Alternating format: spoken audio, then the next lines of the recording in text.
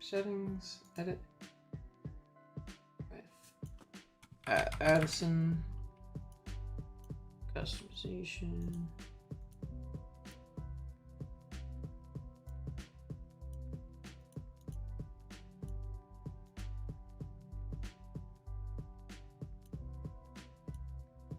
Low frequency.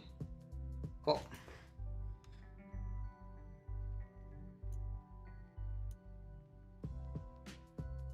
Should be the actual one.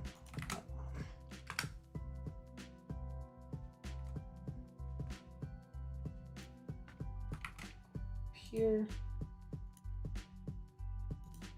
All right. As spectator, we are live. Cool. And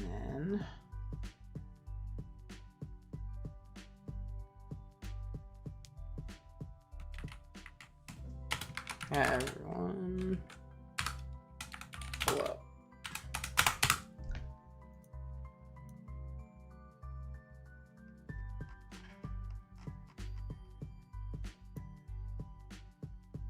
And what's the last one I can plug? I plug this in Jason server.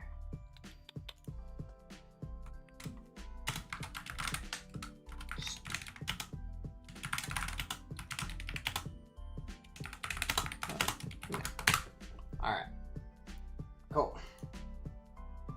We should be officially live.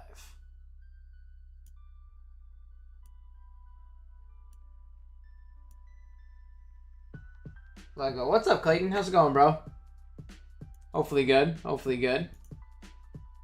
All right, we'll give it a couple minutes. I think Addison ran to the restroom. We'll let people get in here, get ready to go. We'll go over teams real quick, and then we'll get to watching. We'll get to watching. Let me close these. I don't need these open. Cool. How's everybody doing today? Hopefully good. Make sure to drop a like on the stream as you come in. Just pushes out to more people. I'd appreciate it. I'd appreciate it. And yeah, we'll get going here soon. We'll explain everything for those of you who haven't seen the announcement video, all that stuff. Should be a good time. I'm excited. We got 21 games to watch today, so we'll get moving soon. We'll get moving soon. I'm back. There you go. Welcome back. Welcome back. Are we What's live? up, Young Citrus? We are live. We are live. We just went live like 30 seconds ago. I went and pinged everybody. Oh shit. Who wins? I'm timing. That's what we're gonna find out, Jesse. That's what we're gonna find out. I'll give you guys a little bit more time, and we'll kind of jump into it and stuff like that. I should do some pinging on my end. Oh, Let's yeah. see. Plug away. I'm plugging. There I we plugged go. in our server. I plugged in mine, or I plugged in TGS server. I plugged in mine, and then I just stole Jason's and plugged it there too. So. Cool. All right. RDL, how are we doing today? Oh, hopefully good. All right, we can jump right into it, I think. Like I said, we got a lot of games to watch. For those of you guys who didn't see like the announcement video or the 8 billion community posts I've made, whose green team on the top of your head is covering, I'll tell you. 1 second. I'll move my face cam when we talk about the teams. There was unfortunately... actually, I probably could be in the bottom right. That's actually a good call, because Showdown chat, we don't really need to be there. You might need to like move it around depending on where we are. We'll see. That is a good idea, though. I mean, it's gonna cover Zuch's team, but we'll move when we're talking about Zuch's team. Who cares about covering Zuch's team? That's so much so true. Fuck that guy. We got to make sure TDG's name's on the screen. That's right. But yeah, so for those of you who didn't see this, let it be known OG on it isn't a store because he would win easily, so it wouldn't make it a bit. That's actually exactly why I didn't play in it. 100%. Coverage. It's also. Yep. It's also the same reason I didn't compete in it. Mm-hmm. You know, the Wi-Fi difference is just too much. All our little guppies there in the showdown scene. We had to give them a shot. You know. What's my favorite draft from TGS? We'll go over it. I think there's a lot of really cool teams, and something that was kind of cool is some of these coaches like definitely drafted pretty standard cores. You see our first two teams in Genius and Habitat are like very like stock standard. There's definitely some cool mons on each team actually though. So I don't know. It feels like people definitely like went a little bit outside the box. You have a Terra Chiyu and a Terra Excadrill. I haven't seen those guys drafted in like 8 months, and it's because I haven't played a lot of Wi-Fi. Like I haven't seen the draft on Showdown at all. You know, like those guys never get drafted. So there's some cool teams. I think the other side of it too is I think we decreased the price of some guys as well relative to the last team tour. So like one mod I know we put a point down is Frostlass, and I think Frostlass got picked up a couple times, which is cool. So yeah, mine ended up grabbing it. There's definitely some cool ones. And again, there's like individual mons I'm super hyped on. Like you can see K Creek there drafted a Terra Hoopa Unbound, and when I used Terra Hoopa Unbound, I don't think it was last year's spring season because I'm not playing this one. I drafted Terra Hoopa as like a secondary character captain. I used the shit out of that guy. He was really, really fun. So I'm excited to see that one in this tour. But we'll definitely go over it and stuff like that. I swear Howard is just the same thing. You know what? If it ain't broke, don't fix it. You might if you get the chance to draft Terra Zarude, you might as well. That's my like really bad take about Gen 9 draft. I think that guy's so broken. I hate that mod, man. I think Zarude is so unbelievably broken. Cannot stand that guy. I think like I used to be kind of neutral on it, but after watching the most recent team tour where I think every Zarude draft has like almost gone undefeated, like it's a little silly. What's weird about Zarude, right, is like so many people complain when they round 1 it that it's like very hard to support. But then when it falls to round 2, it's on like the most broken drafts of all time. So it's like it feels like really there's always a Zarude set that wins, and you as like the person playing Zarude have to completely call what the set is, or you might just lose to the opposite set. There's always like 3 Zarude sets that like have a feasible chance at winning, you know, and you have to like determine what those are. Like I don't know, it seems. I hate that guy. That guy pisses me off. I cannot stand Zarude. So again, thank God I'm not playing, because especially against competition, there's. I will say if I'm JCM Shadow or TDG, I'm pulling my hair out. Yeah, you gotta build for Terra Zarude. You almost have to build for like the same team with like small variations and differences twice. It's crazy. Well, and what's awkward is like, and this just happens when it's in pools, is like you could play like Habita first and then use like anti-Zarude tech. I was gonna bring Terra Flying. I'm gonna bring Terrafire now. You know, like that's right. Zing's second mon is Tinglu. Tinglu. Yeah. So really quick, we'll go over what the tournament is for those of you who are new, haven't seen things. Basically, myself and Addison, we wanted to kind of. This feels like the 7th time I'm trying to send off Gen 9, but we know Champions coming out next month, so like. It was kind of a cool like ode to Gen 9 to grab the 16 best players via their team tournament results in DCL and DPL, gather them in one place, and have them kind of duke it out for like the proverbial best player of SV, right? So we have 16 really, really good coaches. They drafted in 2 pools of 8, and then we split them via seeding based on a council of people who kind of voted where they should be seeded based on their skill, results, things like that, a bunch of different factors. And today we're going to kind of go over them battling it out in the pool section. We got 4 pools, 4 coaches per pool. What we'll do today is we're going to see which coaches end 2-1. The end 2-1 are obviously 3-0. You'll move on to the bracket stage, which is a top 8.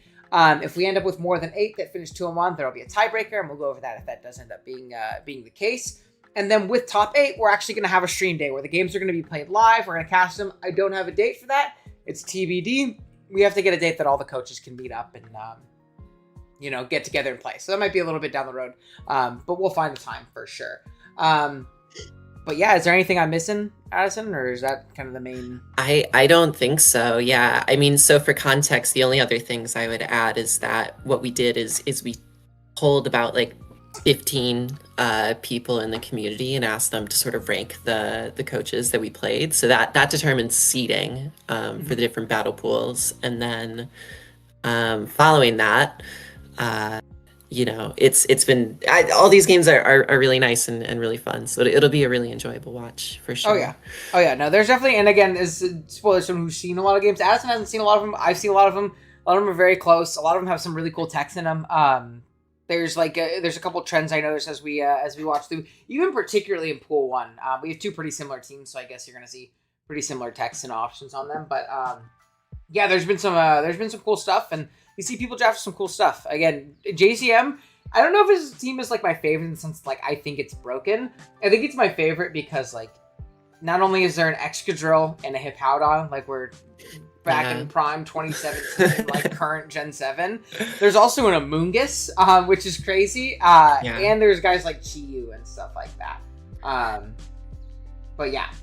Any reason for the colors of the I think so teams? too. No, Kurt thought they looked cool. I think he just picked a different color for everybody, to be honest with you. Let me look at the other one. Yeah, no, it's just wherever they were in the movie. Yeah. It's just because Kurt liked them. Yeah, that's it.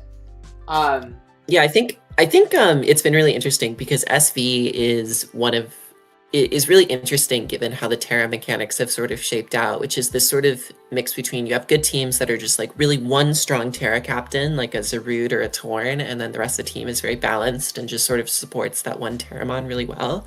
But then you have the type of teams like JCM Shadow where you have like Terra Chi-Yu and Terra Drill, or like TDGs where you have Quackafall and Iron Moth, where you just have two really, really strong Terra captains that can create a layer of unpredictability. So I think those are sort of like the two types of teams that have really like succeeded. And this tournament is quite representative of, I think, those two types of drafting styles. You either see a team that has two, I don't even want to say middling anymore, because they're not like, Moth and Quackafall aren't middling Terra captains, but they're sort of high middle. Yeah, when you stack them up together. When you stack them up to Big Zarude or Torn or Raging Bolt or something like that, they're little, like they're great. And it's the idea of like everything gets better with Terra, but it's kind of like understanding like how much better can guys get, and kind of the cost of it, right? So yeah, absolutely.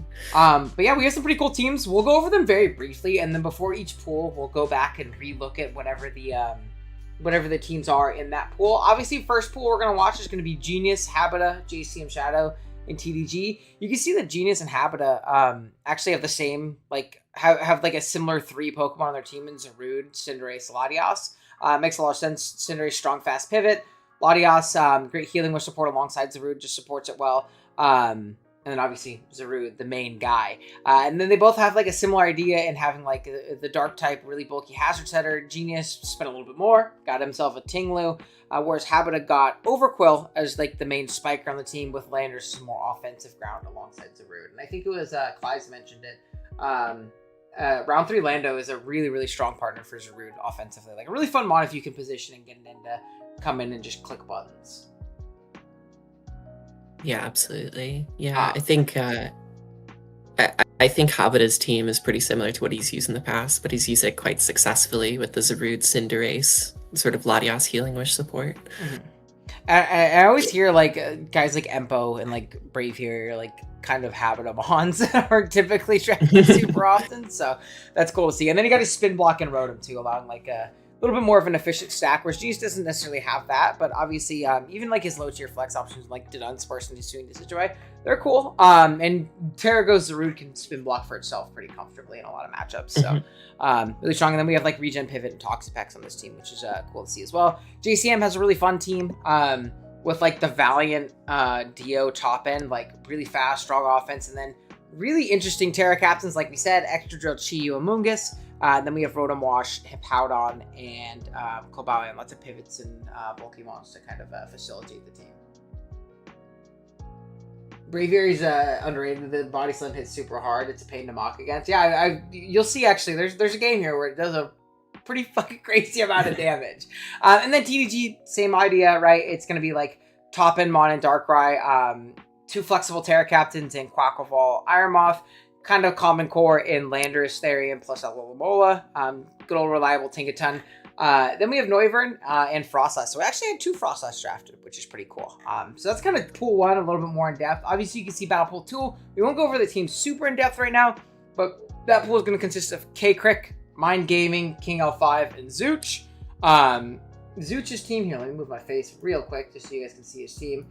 Tarot, Darkrai, Gliscor, Quackleval, Tinkaton, Latios, Iron Leaves actually, which is very interesting. And then the Ampharos. Jeez, I got way too many layers going on right here. Cool. Oh, geez, Owen. There we go. Cool. Pain to mock against is really unranked because I can only think of maybe one time Braviary didn't just stay in. Yeah. All right, next one. We have Agency, Sage, Castelia, and Jasher right here. 2 Torn teams in the same pool.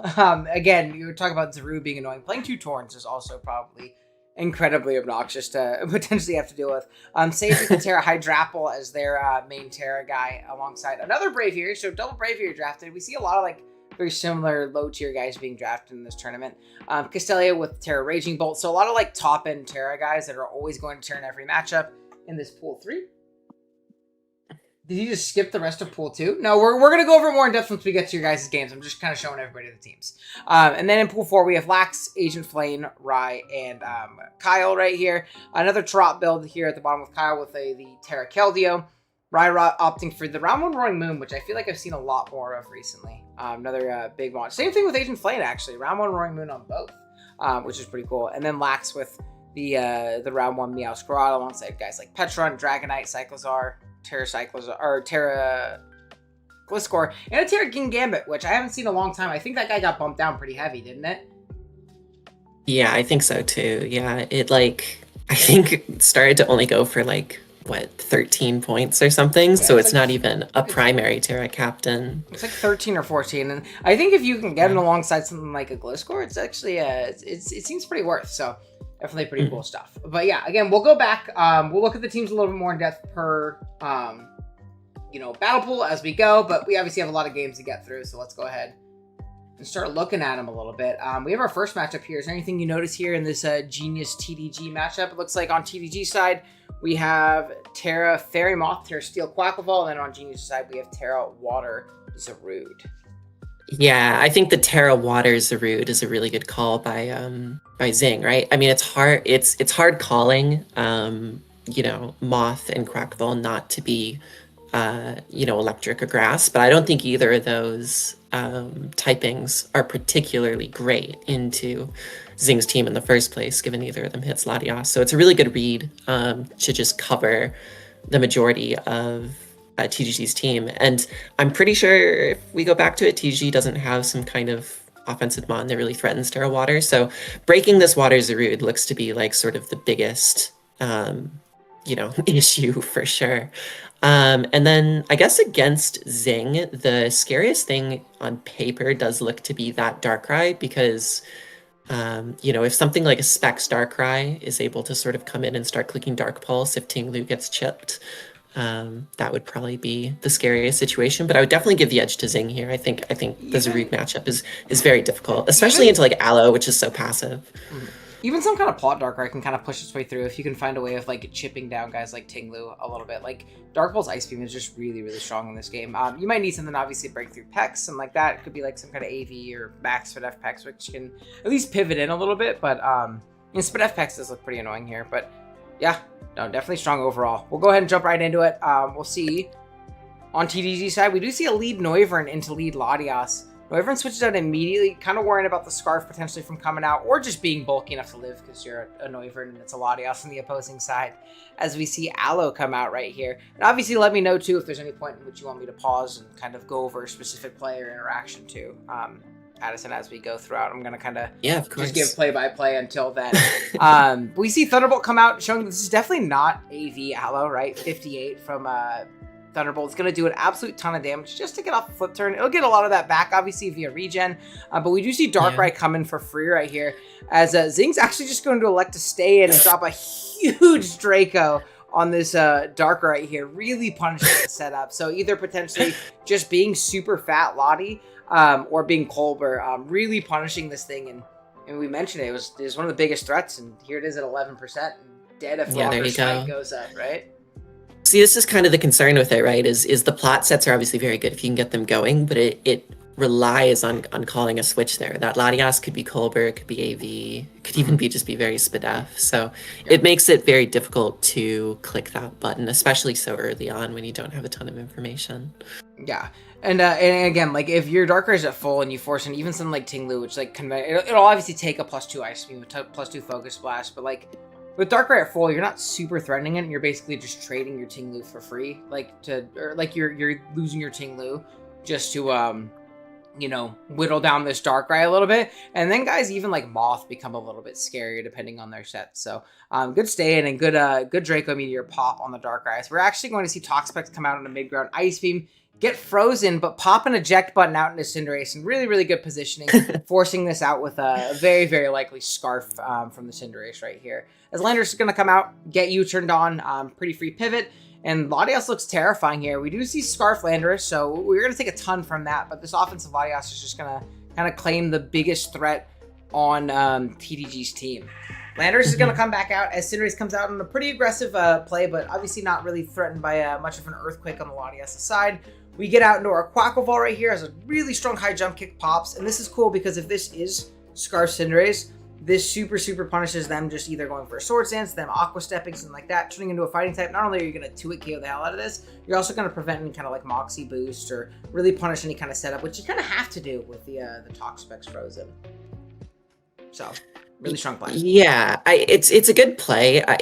What's really awkward for TDG here is like you have this freeze on the Toxapex that you really want to take advantage of. My question for TDG is like, with this Darkrai not around anymore, like what is the Mon taking advantage of it? Like what's forcing it in and using it as setup is a major concern. Especially like with that yeah, I mean 100%, like especially with that Ting Lu at full, like there's not a lot of things that you're gonna make the Toxapex come in on, because guys like Moth are just gonna be checked by Ting Lu, checked by even Scarf Cinderace once it Terras and things like that. So yeah, really tough positioning. We're gonna see Landorus come out on another high jump kick, still take a decent chunk, and being that it's Scarf, not having to take any helmet is really, really nice. We're gonna see Latias go down, but I mean it put in plenty of work getting rid of Darkrai pretty much on its own. Yeah, absolutely.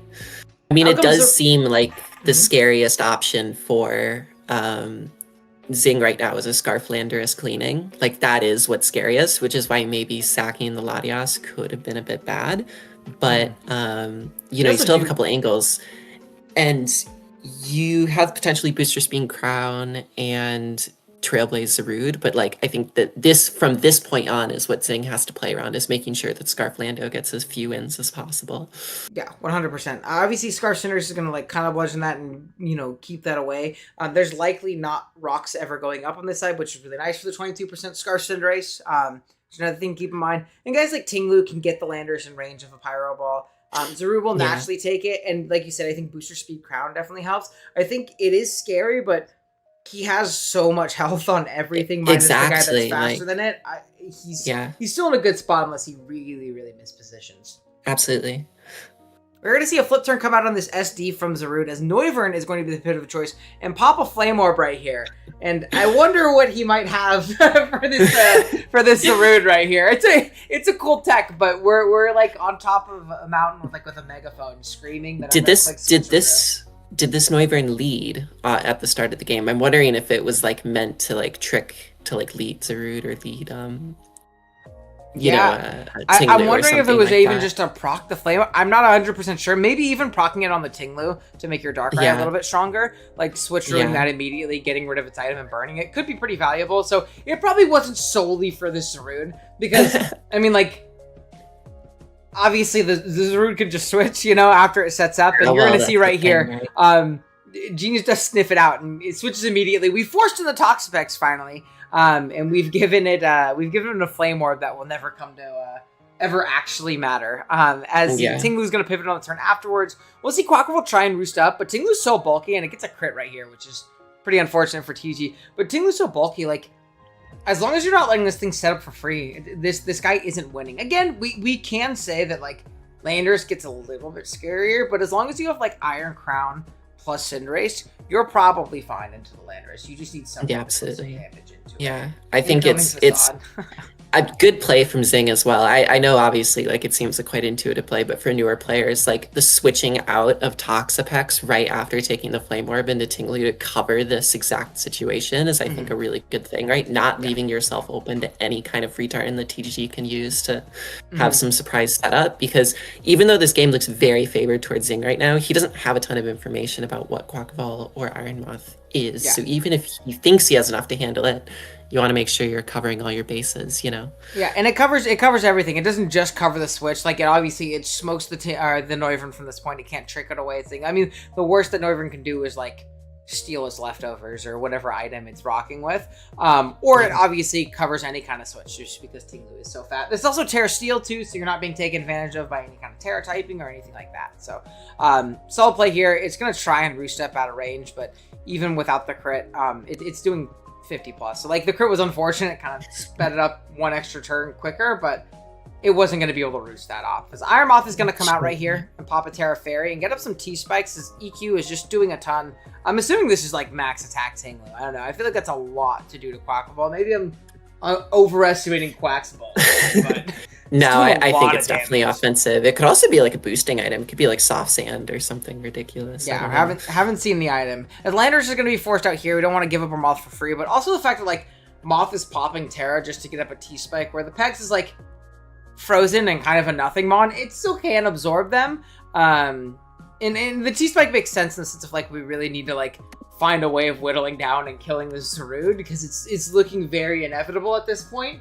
But yeah, just not a great spot for TDG at this point. As the Landers are going to come in, it's going to pop an Intim right here as we see Toxapex come in just to kind of absorb this T-Spike and also like hopefully die kind of too. Either way is fine because you get the T-Spike away and you don't have to handle or deal with your frozen Toxapex being taken advantage of. As we are going to see, it does live on one, as Moth is going to try and come out and take advantage of it in some way. But again, intuitive play and getting out into our Tinglu immediately and not allowing this thing to kind of get out of hand. Plus, we can still absorb that T-Spike if it wants to go up after this. After an EQ and a Morning Sun trade, we're going to see Landers come back out, which is completely fine.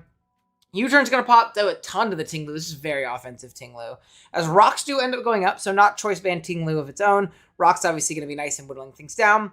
As Wish is going to come up from Aloe, and I don't really see a way for a TG back in this game now that Zarude has set up a free Sword Stance. No, I think it's been an uphill battle from the start. Now the second you see a Trailblaze come up, I'm pretty sure there's like very raps. Little that can be done. Yeah, this is looking like raps. It does get off a Toxic, so it is T-Spike Toxic, and that's probably another way he planned on handling this guy right here. But if this is jungle healing, it's just not going to matter. And even if it is Synth instead, it's not going to matter since it's going to get like 5 kills before, or it's going to get like 3 kills before it goes down anyways. There's another Trailblaze does pop after a Trailblaze, or after a jungle healing, and TG's going to go down here 5-0 to Genius, kind of realizing that this one is a little bit out of reach at this point.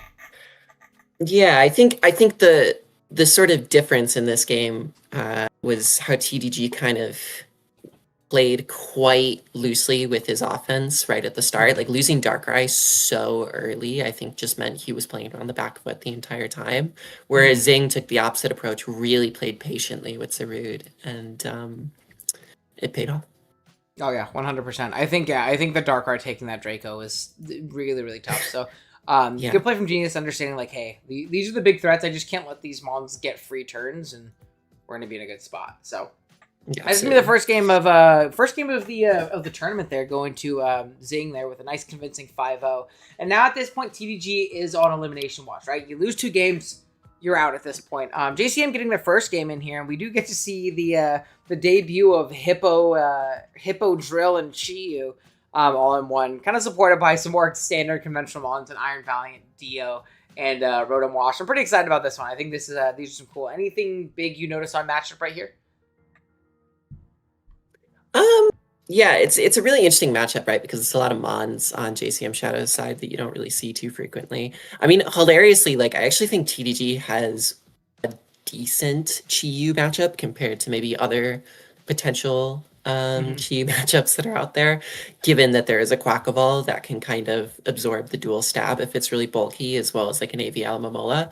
That being said, JCM Shadow, instead of opting for something like Terra Electric, is opting for Terra Dark. So clearly just trying to click Dark Pulse a bunch of times. And I guess like a very realistic question with that said is like, what is the worry for JCM if he just keeps dark pulsing, say like an AV Alamomola, right? Like obviously it might not to a KO, but best Alamomola can do is just flip turn out into a different threat. You also have to keep in mind too, like rocks plus spikes plus sand. Like if it is AV Aloe, it's really not taking 2 dark pulse as well. Absolutely. Like kind of the thing to mention there.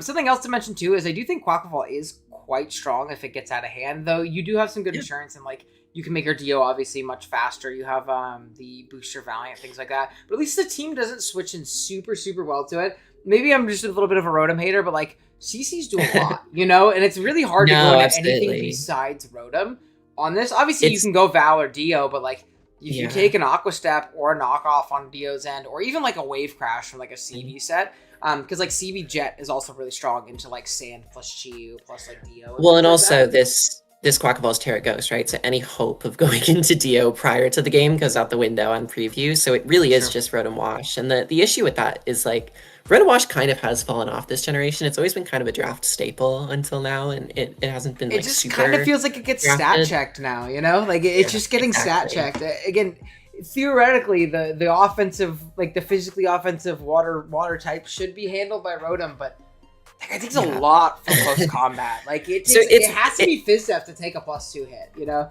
So I think the thing for JCM Shadow is he has a very good offensive matchup, right? Like the Iron Valiant actually looks very strong here. It's probably one of the better Iron Valiant matchups. Like, you know, Chiyu obviously looks very strong here, like we said. Defensively, though, he doesn't have great checks to that Quackball, and arguably to the Iron Moth either. So he can play a bit defensively with the Rotom Wash, but it's not going to be a sustainable switch in over time. So he can play a little slow to start, but eventually at some point, he's going to have to say, okay, now is my time to ramp up the offense. And basically, it's going to be when he makes that decision is going to kind of determine, I think, whether or not he can win the game. Oh yeah, 100%. I expect to see a lot of work from this Chiyu though. I think that's kind of like the big highlight on this matchup. It looks really scary if it is like Spike Dio and Rocks Hippo, things like that. So we'll see how it ends up going. I am interested to see how he uses Hippo plus Drill throughout the tournament. I've always even when Mon's stats weren't even when we were playing in Broken Gen 9, where like everything is like min-maxed out the ass. I was never a big like Hippo Drill guy, because it's really hard to get into Drill when you have Hippo stand up, because the mons that beat Drill super beat Hippo. So it's always like a really awkward thing to position. I'm very curious. And when you get Drill in too, it's like, you know, sometimes the matchups are just still so bad for it. Like you get the Landos, you get the Aloes, you get this is still a tough one, yeah. So it'll be very interesting. Now Terra Water does kind of help watching that in the sense that like it helps with the Aloe big time, which is nice. And it's nice for like Jets from Quackball with Sand Up, but y'all see, I feel like it's almost a bluff tear. I feel like you really want to tear the Chiyu in this battle. No, absolutely. Yeah. But yeah, we're gonna see an Aloe lead again from TDG. Nice defensive lead as Dio does lead and elect to get up Stealth Rock immediately on a flip turn out. So getting up the hazards right away as Darkrai is going to be the pivot of choice. We're gonna see Powdon come hard in, which this Pokemon also looks really powerful here, popping Life Orb Dark Pulse into an eject button. So that's our second eject button in 2 games. And I want you guys to keep this in mind. Okay, it's not as much as I'm kind of hyping up right now. Maybe it's just a pool 1 thing, but I saw a lot of E buttons and E packs and things like that throughout this tournament. Used really well. And it's a weird thing because like, I think it's a big trap item for some people, because sometimes people just throw it on them on. They're like, I hope it works. But if you like really do pre-plan these sequences and understand what you want to do, I think this is an awesome use of E-button on Hippo right here. Because I just said, like, how do we get in Drill for free with Hippo on our team? And we just found that position, and we can really threaten this Darkrai right here. I think E-button has to be in draft one of the most sort of like high skill ceiling items you can use in offense. Like it's one of those things, like you said, it's a trap for you know, newer players. But if you're one of those top players who can really like plan out all of these sequences, it's a very effective item. But in particular, what it signifies to me that we see a lot of E-buttons in this tournament is that offense is back, baby. Oh, yeah. It's back. So, you know, it excites me for that reason too. If you look at JCM's team, what the hell does he switch into Darkrai? You know, it's Chiyu, which like Chiyu actually does have a good set, keep in mind. But if you're not Scarf, you die to a Focus Blast. Plus, like, you have to take sand turns to potentially stuff like that. You have to take rocks, obviously, if rocks do end up going up. So, like, this team was built in a way, it was like, okay, I don't, like, switch into Darkrai, but I will be able to kill it. Like, we'll be able to handle it. Hippo is a nice little... I'm actually very, very proud of Hippo for taking 41 from a Life Orb Dark Pulse. Obviously, you probably died Ice Beam after that, but that's pretty impressive. I thought it'd take a lot more than that, to be honest, with you. But we're going to see Drill come out, and Darkrai's just going to go down. We didn't want to go Lando. Maybe it's just out of fear of giving it like an SD plus Terra Water Terra Blast turn on the Lando. Because I guess there is like a universe where like this is like Clear Amulet, like Terra Water, and then it becomes really, really scary. Because your Aloe can't really threaten it when you go and hope for a Scald Burn. If you are Scald, otherwise everything else dies, and you give up 3 before Sandstorm goes away. But I don't know. I don't know if just giving up Darkrai was the play. Yeah, I don't necessarily. It's a tough one, right? Because JCM Shadow could be packing like primary strategy Terra Dark GU for this game plan, but also at the same time could still be packing Terra Blast on this Excadrill, right? And if TDG happens to go into Lando and it's like Clear Amulet Excadrill, with SD really bad can spot. obviously be incredible, like very bad spot. But at least you're forcing the Terra, which might be still better long term, and you can maybe make a cheeky switch back into Aloe or something like that. But it becomes a fundamentally different game. It becomes a fundamentally different game entirely. Yeah, I don't know what your Landorus is here for though. Like primarily outside of like getting up rocks and checking Excadrill. Like if we don't check Excadrill, because I don't know. I guess it's also a matter of like, do we lose to Excadrill if we give it the free SD turn in this Clear Amulet? Because if that's the case, like, or like lose to in the sense of like it's gonna get 2 more before Sand goes out. Surely your Aloe can like stall a couple turns out. You might be in a really bad spot, but with this Darkrai dead, if the drill is like some kind of Clear Amulet like water set, your Lando doesn't beat it anyways, right? Like it just doesn't beat it. To your point, honestly, maybe the reason TGG does this, and if JCM's smart, this gives him information, is that it's possible that TGG's Aloe is like a Spadef AV set instead of physically defensive set like because if it was physically defensive, then maybe that would be a more viable play. But if it's Spadef AV, then it's possible that an SD just means TGG loses. You know what I mean? So no, that's fair. I think it's just I think it's a good position from JCM. Puts him in a really awkward spot. And again, off the back of that E button, right? So yeah. No, 100%. So good position from JCM here. We're going to see Quackleval come out. And this is one that will like either force Terra, force it out, right? Because close combat is so free. Again, you theoretically can call that and go into Valiant. But even then, like, Valiant, it might come in and resist it, but it's going to take a fat chunk from CC plus Sand. Like, it's just not worth taking that damage. You go Rotom or you don't go anything, right? So, Rotom is going to come out. Sure to be, like, max physically defensive here with a helmet. And after Sand, it still is able to take this hit. TG makes an aggressive play and close combating right here, as it takes a little bit more Sand turns. And we do see Rotom get up a Reflect, but because of the double CC and aggressive play on that, Rotom just goes down here. So, tough one there. We don't really have a water resist going forward in this game. Obviously, there's not a ton of free turns for Quackleval in this matchup, but if you can find it, it's going to do a lot of damage. Yeah, let's jump back into it. We see Chi-Yu come back out, and now with this thing so low, I think with Terra Dark, you will just kill this, right? Like there's no way this thing lives from this position. Yeah, you have a Reflect up, you're not threatened by really anything. This also might indicate that like your Scarf, because I don't think this, like, I don't think that's boosting damage item on, or boosting item damage, jeez, Owen, on the Rotom right there. So, like, this theoretically could be Scarf Quack, which I don't think is very good here. But Chi-Yu, if this is, like, Scarf Terra Dark, this is just a super, super free position to get a Dark Pulse KO. So we are going to see Aloe come out. It's going to take Rocks. Sand, I believe, ends this turn, but it's going to take a Dark Pulse, showing to be, I don't know if that's AV. Regardless, though, like you said, with the Terra Dark, what do we have to switch out for? You know, we don't have to worry about getting Mirror Coated. Flip turn with a Reflect Up is going to do what, 12? 13, I was close. And now we just get to click it again. Quackleval will live from here. We also do see that it does show boots. I don't know if I missed that earlier. But regardless, it does get that off. Must be AV. That's crazy if that's AV into Scarf. Man, Chi-Yu's strong. It might not be a lot of things, but it's strong as hell. Quackleval comes out, gets a very, very needed Roost off, which is good. But it is going to Terra Ghost here. And now Chi-Yu looks even more terrifying. It just gets a kill with Dark Pulse every time it comes in at this point. Deoxys is going to come ahead, click a Psycho Boost. And again, it's just good positioning, right? Because Psycho Boost is really strong into whatever wants to come in, right? Aloe dies. Noivern dies. Lando takes a billion, just gets 2-hit KO'd. Iron Moth dies. So you either Terra and don't die to this immediately, but you also make yourself way weaker to Chi-Yu. I don't know. See, I don't know if it's necessarily like a terrible play in that sense, Dashing. Because you're kind of just stuck in between a rock and a hard place. I mean, we get a spin-off at least. At least we get something out of this. We either give up a Pokemon or we make ourselves weaker to Chi-Yu later, and we just have to find a position to, like, handle it. You know what I mean? I don't necessarily think that like TG has much that he can do. And maybe we're just seeing that this is a bit of a draft issue because the team just kind of lacks resists at the end of the day, right? So it's really relying on that Aloe Lando, I check everything kind of idea, right? Yeah, absolutely.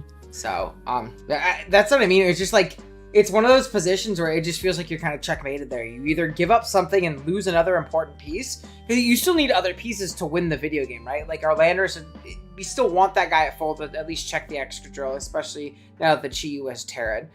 We still want our Iron Moth as kind of our main form of damage into this team at this point. Maybe you could make an argument for sacking Noivern, but again, do we want to just keep it up? I don't know. It's a really tough spot. It's a really tough spot.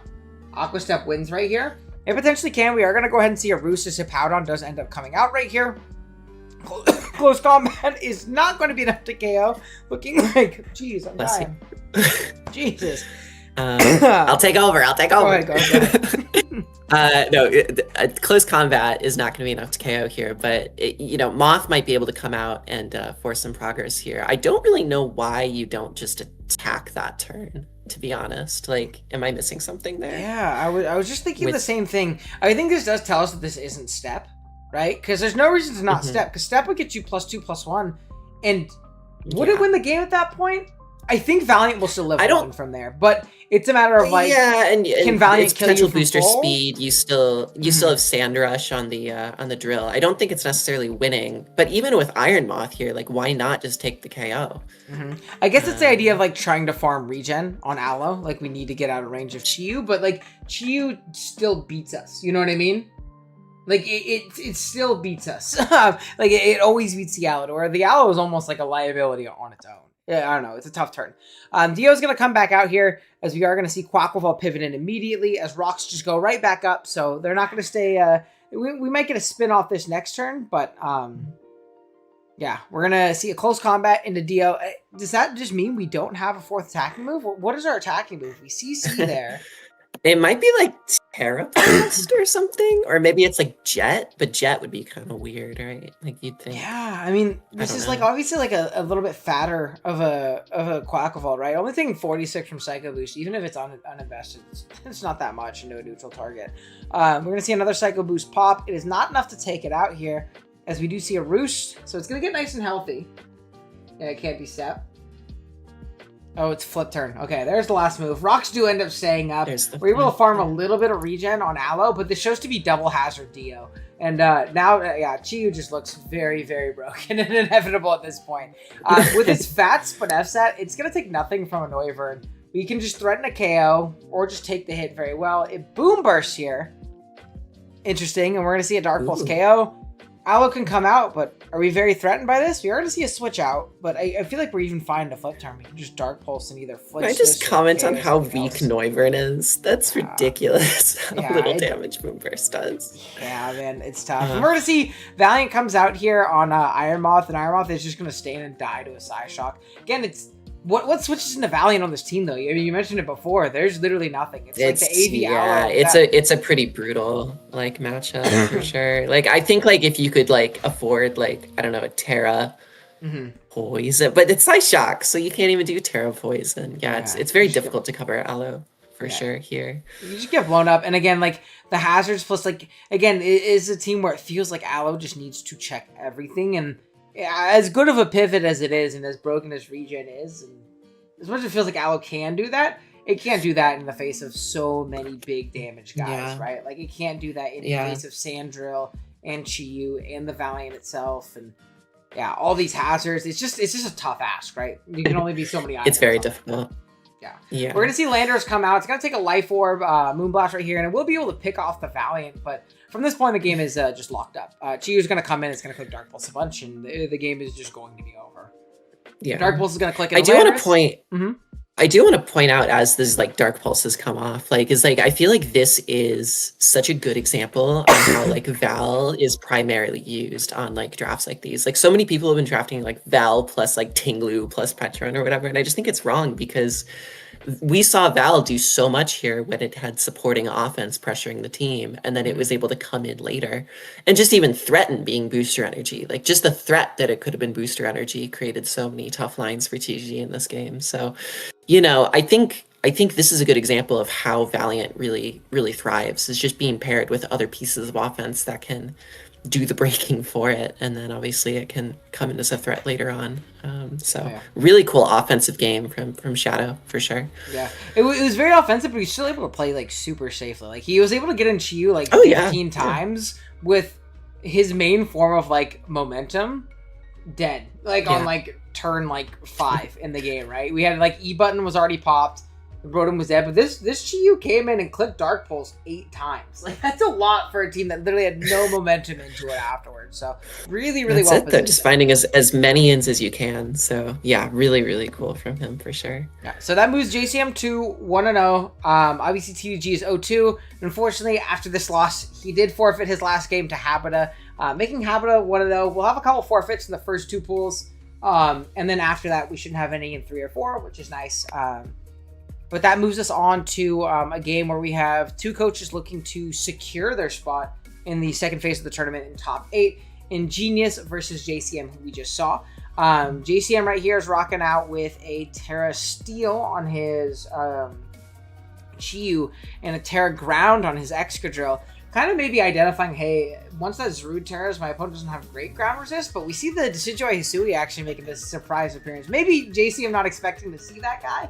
But it's going to serve as a really important drill check if it does elect to Terra Ground in this battle. While on Genius' side, we do see a Terra Ground on the Zarude and a Terra Water on the Decidueye, though I really don't expect it to Terra in this battle. I think that's a maybe make you think about it a little bit if you're in with Chiyu on this guy. Is there anything that you notice in particular about this matchup, Addison, before we jump right in? Yeah, let's see. I mean, like, this is just fucking Zarude. I don't really fully understand what the Decidueye is doing here, frankly. Like, I think it's like a semblance of a drill check, because I think, I guess drill is really strong into this team, especially like maybe Moldbreaker, but yeah, I mean, it's interesting. But surely, like, I don't know, a Fizdef, like, Zarude plus like Tinglu plus like Latias is enough. So I don't know. It's a bit of a weird bring on Zing's side. I think honestly though, Terra Ground Zarude, really interesting option there, because again, if it gets a Trailblaze up, I think it could just win the game, right? I mean, like there's no sand on JCM Shadow side, so it's gonna be very difficult for drill top speed, and that's gonna be the real threat to watch out for. Like Trailblaze Synth, like SD 4th move. It could just be, I mean, it could just be like Power Whip. It could be even Knock, like literally really strong. Yeah. Or it could just be Power Whip grounds. Yeah, so it very scary. And then on JCM Shadow side again, I don't know, maybe he's just getting a bit lucky, but I think these Val matchups are really good for him, right? Because while ground obviously looks so good offensively, usually Terra's Rude runs something like Terra Poison to take on the Val, right? So the fact that Pex is the Mon that is being relied on to take on Valiant can be quite exploitable. Yeah, especially if we end up getting up hazards, things like that, like Dio finding free turns on like forced like Tinglu switches, getting up a spike each time can be really nice. Because maybe that's part of the idea with Decidueye. Maybe we'll see a big defog Decidueye Hisui or something like that, because I think spikes can get really overwhelming with this team. Though I guess you also have to worry about Cinderace's Court changing them back on your side. I don't know, but lots of things that we can potentially see. Let's go ahead and jump right into it. We are going to see a Rotom Wash lead into Tinglu immediately, as it is going to switch out, not wanting to take a Hydro Pump for absolute free. Latias is going to take a decent chunk at 17 as a Draco Meteor pops, as Rotom elects to stay into Volt Switch, but we are going to see an Eject Pack immediately. So yet another Eject item, a pivot item popping out here, as Rude's going to come in, Terra Ground immediately. The Iron Valiant gets off a Life Orb knockoff, getting rid of a Citrus Berry, doing a lot of damage to this thing, honestly, really early in the game, which is pretty good for JCM. Getting rid of this guy's Citrus Berry, doing a decent amount of damage, and still having potential counterplay in the back is nice. We are going to see Valiant go down immediately, though, so that threat that we had to potentially like take on Toxpex is gone. Though the Zarude is low, At 51, Deoxys comes in and likely is creeping a +1 Zarude. I at least hope if we came into this right away. As Tinglu's going to be pivoted in on a Reflect. So showing the screens taunt Deoxys. JCM really liking these more hazard or like support leaning Deoxys as opposed to like, I feel like I see Life Orb every other game. Otherwise, Pain Split's a really cool tech as well to really punish Tinglu for wanting to stay in and do. Yeah, I like Pain Split. Yeah, really. Yeah, I do think a fatter Dio is a bit more telegraphed here with no Hippo as well, right? Like, what is your rock / support mon? Like, it could be Kabalion, but I feel like Kabalion wants to do other things here. Yeah, and I do like the screens aspect a lot. For guys like Drill or even like a plot Shiyu, right? Like even like a plot Shiyu. Yeah. Like setting that guy up to where like if you force in something like the Tinglu, the EQ's not going to do as much, or like. Latias, if there's a light screen up, Latias is like literally nothing to do. It's the freest nasty plot of all time. Absolutely. So that's obviously really nice. We're going to see the Cinderace come out on a Pain Split, so good play. Cobalion comes hard out on a U-turn. And I will say, too, this Cinderace looks really strong as well. Really, really scary. Being that our main switch is going to be something like Chiyu. Obviously, we have Rotom, but Rotom's at 41 right now after taking that Draco earlier in the game. So really plausible to see a potential like Pyro Ball endgame if we get up Hazards and here comes Tinglu, potentially getting them up right away. Those rocks can be really scary. We do see a body press really punching that holy max defense. It does a ton to Tinglu right here. Actually 2-hit KOing it, which is pretty crazy. You're going to see a pivot out on the Latias. Good stealth rock play from JCM getting it up, knowing he's not just going to give up the Tinglu for fun. And still living a hit, living a Psychic and getting off a Thunder Wave. I mean, this is the most value of Cobalion seen since, again, 2017. Ton of sport value, and also worth pointing out that the item was absolutely clutch here, right? Like, that combination of Ruination and a Psychic would not be a live if Kobo wasn't rocking the leftovers there. Exactly, yeah. No, really good play. I mean, like, crazy value. Even guys like this Latias, outside of this Cobalt, we don't have a Dragon Resist, really. I mean, I guess we have Drill. But, like, it's great to hit this thing. Then we get off a Volt and get to keep the sack for later, which is great. Out into Chiyu, will we see a Draco pop? Guess we'll never know. I guess we'll never know. Toxapex is going to be the pivot of choice, as we do see it is Nasty Plot Chiyu, which is really strong. Psychic is going to come out, not quite kill the Pex, but Liquidation, still, actually, there's a lot more than I thought. 63 is great. Yeah, Dark Pulse is going to pick this thing off. But we did give up a lot of health on this Chiyu, and again, I'm very worried about this Cinderace. I think the Cinderace could be really threatening at this And the question is, what's the win con at this point for JCM Shadow? Like, you know, we don't know much about this Drill, but it doesn't have it has sand to be support. It has to be Scarf Terra Ground, right? It has to be Scarf Mold Breaker. You would think so, the Terra on Zarude. It's just like the Decidueye Hisui, though. Unless I'm wrong, I think it takes the hit pretty well. So maybe we were wrong. Maybe Decidueye was words thought I would never hear. Yeah, really. Decidueye Hisui specifically. I remember last time I used regular Decidueye. They want to talk about stat checking. That Pokemon, man, it just got 2-hit killed by every resistant hit I needed it to take. It was awful. I remember I was playing like non-Terra Urshifu, like just banned it 2-hit KO with Surging Strikes. Everyone, like, poor Jason used it as a Keldeo check versus me in Air Slash, just like 2-hit KO'd it. Yeah, I think I went Fizdev Scarf. That was my Urshifu answer in that game. I mean, this mod, like both versions are awful. So it's looking a little tough. We're going to see Cinderace come out and Pyro Ball get a KO. I will say, though, this like is very threatening, obviously, with its Scarf, but it does only have like 2 more switch-ins at this point. So just something to keep in mind. Genius has to be very smart about how he gets us in and like what he wants, like where he wants to take his KOs with this Pokemon. Obviously, Rotom is going to live from this position right here. As Tinglu is going to come hard out, anticipating a Volt Switch, I guess, but Drill's going to be the pivot of choice on the Tinglu. Throw off a Rapid Spin right here, and I guess go for game immediately as a greedy Stealth Rock does end up coming up. EQ is going to take out the Tinglu. Decidueye Hisui comes out, and it does force it out. No. There it is. You know what? There it is. We're going to see a Leaf Blade come out, kill the Rotom, get a little bit of Last Ditch Helmet Chip. Oh, just kidding. Was that not Helmet? It get knocked. Oh, I guess I'm wrong. Chiyu's going to come out, show to be Boots, so getting good value out of this soul, which is really nice. Latias will be the pivot of choice, but that earlier clutch Thunder Wave is going to make it to where, like, even if we Flamethrowered, we would have KO'd that. Yeah. Really aggressive Dark Pulse, by the way. Did we need to Dark Pulse there? Like, Flamethrower was really strong. I feel like Flamethrower was really strong. Yeah. Dead? Flamethrower into Dark Pulse? Yeah. Well, I guess, like, maybe if it's not. Latias comes... Yeah. Oh, no, it was Parrot. It was Parrot, that's what I mean. Like, that guy for sure died. Yeah. Sounds like my doesn't have Flamethrower. maybe. I don't know. Serena is a similar mon, but like at least Serena can spin. We are going to see Pyro Ball come out and take out the Chi-Yu right here, which makes sense, right? Though I will say again, you lose a big breaker for this Decidueye Hisui, so it's a little bit tough. You're gonna see a win. Yeah, we're gonna come out and we see a reflect from the Deoxys right here as we pivot hard into Excadrill, really trying to take advantage of that. I guess we need Dio with a Psycho Boost, and we're gonna see a burn immediately from the Pyro. So that's I think that's gonna seal the game. Oh, it just gets to it anyways. That's gonna be game for JCM here. Wow. He has Overheat as a fire move, maybe. I really thought that the drill could have actually done something there, but yeah, no. It's Decidueye Hisui, it's Aura just in the back, just never allowed. It's honestly insane. Yeah, we're gonna see a Trailblaze and a Terra Blast. We actually did not outspeed this Zarude, by the way. So earlier in the game, we would have just like a bit awkward, super lost. Yeah, but hey, you know what? When it works itself out, Genius is going to move on. Brought the differential close, you know. Yeah. Genius is going to move on with a record of 2-0 currently. JCM is at 1-1, making him on the brink of elimination as well. Taking on Habitat here. Habitat is 1-0 currently just because of the TBG forfeit. So he's 1 win away without even playing a game. Here against JCM, who's fighting for his life a little bit here on his second.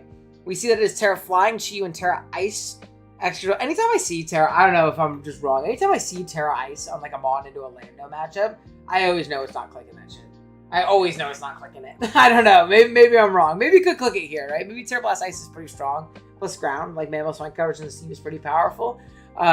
We see Terra Flying Chi-Yu, which is also pretty interesting though. I'm not quite sure what that's here for, other than like avoiding Lando or Earth Powers or something similar. Habitat rocking with a Terra Flying Zarude of its own, which makes sense into Mons like a Moongus. It's decently good, like, neutrally, defensively, and everything else. And it gives you, like, a potential, like, smoke on a Moongus and the Iron Valiant at this point. Anything you have to say about this one? Let's see. I mean, like, again, Zarude, right? So it's interesting that this one is a flying Zarude for sure. I actually think might be stronger than the Terra Ground in this instance, right? Because you have the you don't really have a flying resist on the opposing team. So I could even see something like a Choice Banded Zarude being a really good early breaker with Terra Flying if it wanted to be. Mm-hmm. That being said, I mean, it is probably some fat SD, whatever the fuck. I'd say like Mon I really want to point out here is this Chi-Yu. I think this Chi-Yu with Terra Flying is really interesting. I don't really understand why it is Terra Flying. I mean, I understand it in the sense of like, I guess the defensive typing can like flip a Lando. Yeah, the defensive typing versus Lando, but like look at Terra like Dark right here, Terra Fire. Just like, it's so strong, especially early game. Like Latias isn't coming in. I think Terra Fire Overheat just like is a nuke. Takes one. So, yeah, it is an absolute nuke. So really interesting. And it might actually, to me, signal that this is going to be more likely of a Terra drill matchup. Potentially. We'll see. Yeah, I could see it. Really, I will say that Chi-Yu's been a lot stronger than I thought it'd be. It's been clicking buttons this tournament so far. So we'll see if it can pull through for JCM and send them on to the next round, or if Habitat is going to clinch their round one. You're going to see a Cinderace lead against Hippowdon right here as the Hippo sets up Sand, immediately forces out the Cinderace as it gets up Stealth Rock. As we see Landers trade rocks on its own, and in my head I was like, okay, Life Orb Earth Power would do a lot to Hippo potentially right here. Because there's actually just not a switch into Landers. So I understand like trading here for a strong Ice Fang. And we see this is like Fish Death Helmet Landers. It took less than half from Ice Fang, which is going to allow it to live too. And really, really put a hamper on this Hippowdon. Put him in an awkward spot, too, because, like, we want our Sand in this matchup. We definitely do. As Excadrill is going to pivot out here, signaling it's probably going to be Air Balloon if it switches hard out. Don't worry, everybody. We didn't just throw away our Excadrill for fun. As it is going to be Balloon here. And it's going to be a really good position from JCN because we take a little bit of Helmet Chip, but we get a kill, and we kill the Rocker as we spin in one turn. So, well positioned from JCM right here, as we're going to see Zarude Terra Flying. We Iron Head just get some damage off on it. I guess kind of understanding, hey, I need to do something to this Pokemon. Anytime this Pokemon gets free turns, it feels like the game is just like wraps. So it makes sense getting off a strong Iron Head right here, as we are going to see it pivot out into Hippowdon, just sacked off right here, which again also makes a little bit of sense as a Synthesis comes out. So maybe even just to guard against this guy getting back to absolute full. Because jungle healing obviously would have done the same amount right there. We are going to go ahead and see Amoonguss pivot out right here. Trailblaze pops, getting this thing up to +2. Crit, big crit. And we're going to see another eject button, by the way. Our third eject item in, I think, 3 games, right? We've only watched 3 games?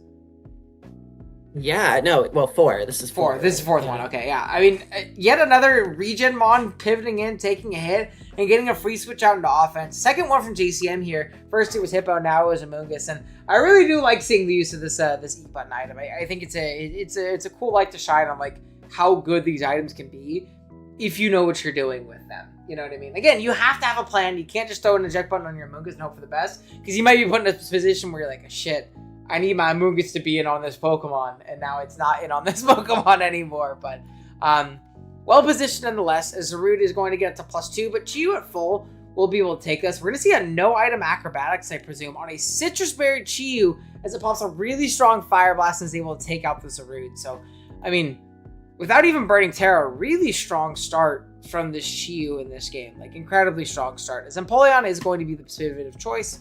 Chi-Yu probably not wanting to give itself up right here. Yeah, we're gonna see pivot no Amoonguss immediately as a flip turn does pop. Cinderace is gonna come out, and I will say at this point I was like, oh wow, this Pokemon's really broken right now, right? Hippo dead, Drill dead. If it's banded, Valiant might be dead after Sand.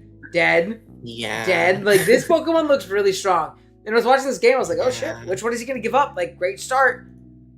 I completely forgot that this thing could Terra. So we actually see Terra Dark Amoonguss out of everything. And you see, it actually gets burned, unfortunately. If it doesn't get burned right there, it clicks Foul Play, and this Mon's in range of rocks. Like, it would have been... No, it's just dead, right? Like, it's fully just dead, fully right? dead? Double, yeah, and then I guess double. Yeah, Stab Foul Play would have just blown this up, and this game would have been super over. So, like... Kudos to JCM right there. And even if this like doesn't work out great, like obviously if the Cinderace is dead, you probably just win the game. Now it only has one more switch in, right? And like while it's scary, we still do have we're not Bullmaker Drill, right? No, we're not. We still do have Sandor's Drill, so we'll have something to outspeed and revenge it. So if you get to switch in one more time, it's dead still. You know what I mean? So really, really strong there. Unfortunately, we are going to have to sack our Hippowdon right here. So maybe not as well of a position, because I guess we can force it out right here, but it's going to kind of put us in an uncomfortable spot. I mean, it's like, it's fine though, because it's done enough to, like, that Terra has done enough to position it so Hippo coming in on the sack resets Sand, right? Yeah. If that Terra wasn't... And the Amoonguss after regen will take the Spiral Ball really well too, so like... Yeah, it's a tough turn. We're actually just going to sack off this, and it just makes sense. It only have one more switch in anyways. On a mid-ground Shadow Claw, trying to catch this Latias right here. Deoxys Speed is going to be the switch of choice. Once again, kind of being the bulky mons. We see EQ from the Latias, likely covering this and Chi-Yu on a mid-ground. I guess it can't do a ton of damage to Chi-Yu. If it looks like a Draco, or I guess like any move other than Draco isn't doing a lot to Chi-Yu from Latias. But doesn't it get Aura Sphere, or is that only Latios? I'm pretty sure it gets Aura Sphere. It gets Aura Sphere. I feel like that's just better. I don't know. Maybe like you're trying to cover more things, but yeah, if it gets Aura Sphere, I think that's just better. Because in my mind, I'm like, okay, I understand the sense of like you don't want to click Draco into the extra drill if it's not Terra, right? So like EQ covers both, and Chi-Yu has 120 Spit F for some reason. But yeah, if it gets Aura Sphere, I'm pretty sure that's just better. But we're gonna see a taunt right here on this Latias, just going all out attacker. Clicking Shadow Ball, doing a ton right here. Surf, Surf is another option too. Yeah, you're right. You're totally right. Oh yeah, Surf would do it too. Yeah, so EQ is especially awkward since there's a Rotom on the bench too. Yeah, it doesn't seem like EQ was ever a good click in anything but like a drill staying in, and we have better options to hit that, right? We have Surf, we have Aura Maybe Sphere. The calcs into Chi-Yu are just insane. Who knows? Yeah, who knows? But now that Reflect is up, we actually don't threaten this thing at all because it's definitely an EQ from Latias. So we're gonna see the Overcool pivot in here on a Dark Pulse. Still take 24, and things are looking a little dire at this point. They are not looking great for Habitas. He is forced to go into the Empoleon right here, take a Fire Blast into a Dark Pulse, just going for the reliable damage here, so we are going to die to Surf. Don't presume that crit matters too much. And especially now, I mean, what do we do about this Valiant, right? Yeah, this is a really bad position. Right? We're going to force an Overcoil, but we can either sack this to get off damage, or even the smarter play, it's just a good drill. We have or it might just live. Yeah, there's a Reflect up, right? Yeah, like, I guess my idea is like you don't want to risk crit or like random poison or something like that to use Valiant.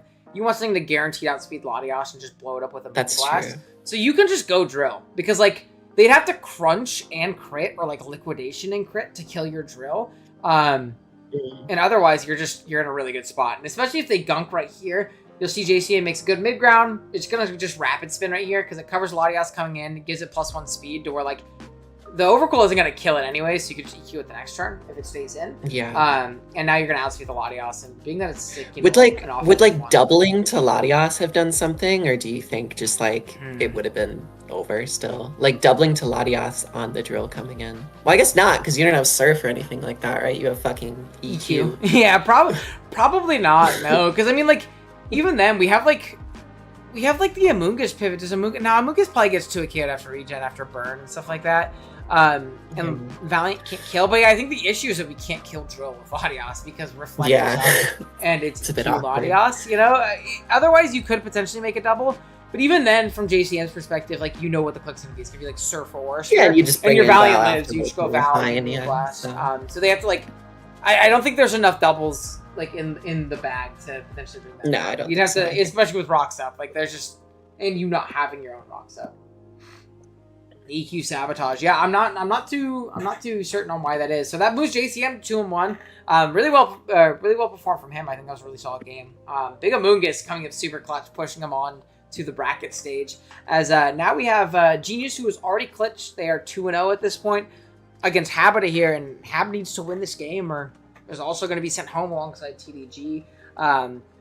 Obviously, this would push 3 people 2-1 if he did win, but like I said, there would be tie breaks depending on if we need it. This is a really interesting. Well, I want to say first, it's a very interesting situation for Zing because I think Zing still has a vested interest in winning this game in spite of already qualifying because Habit is a tough competitor, right? So he has the opportunity to remove one tough competitor from the pool entirely. Yeah, from the pool right here entirely. So I still think this is going to be a really strong game. That being said, I almost don't even want to analyze this matchup. Like double Zarude is always potentially one of the worst mirrors to ever look at because it just feels like it's such a guessing game. Yeah, like you're is my Zarude gonna be their Zarude or I mean exactly. And both Zarudes look strong into the other side. We see Genius is rocking with the Terra Flying that Habita had last game. Yeah. While Habita's is Terra Fire in this battle. I think the mod I do want to point out though is Braviary. Like look at Braviary against Zing's team. Like just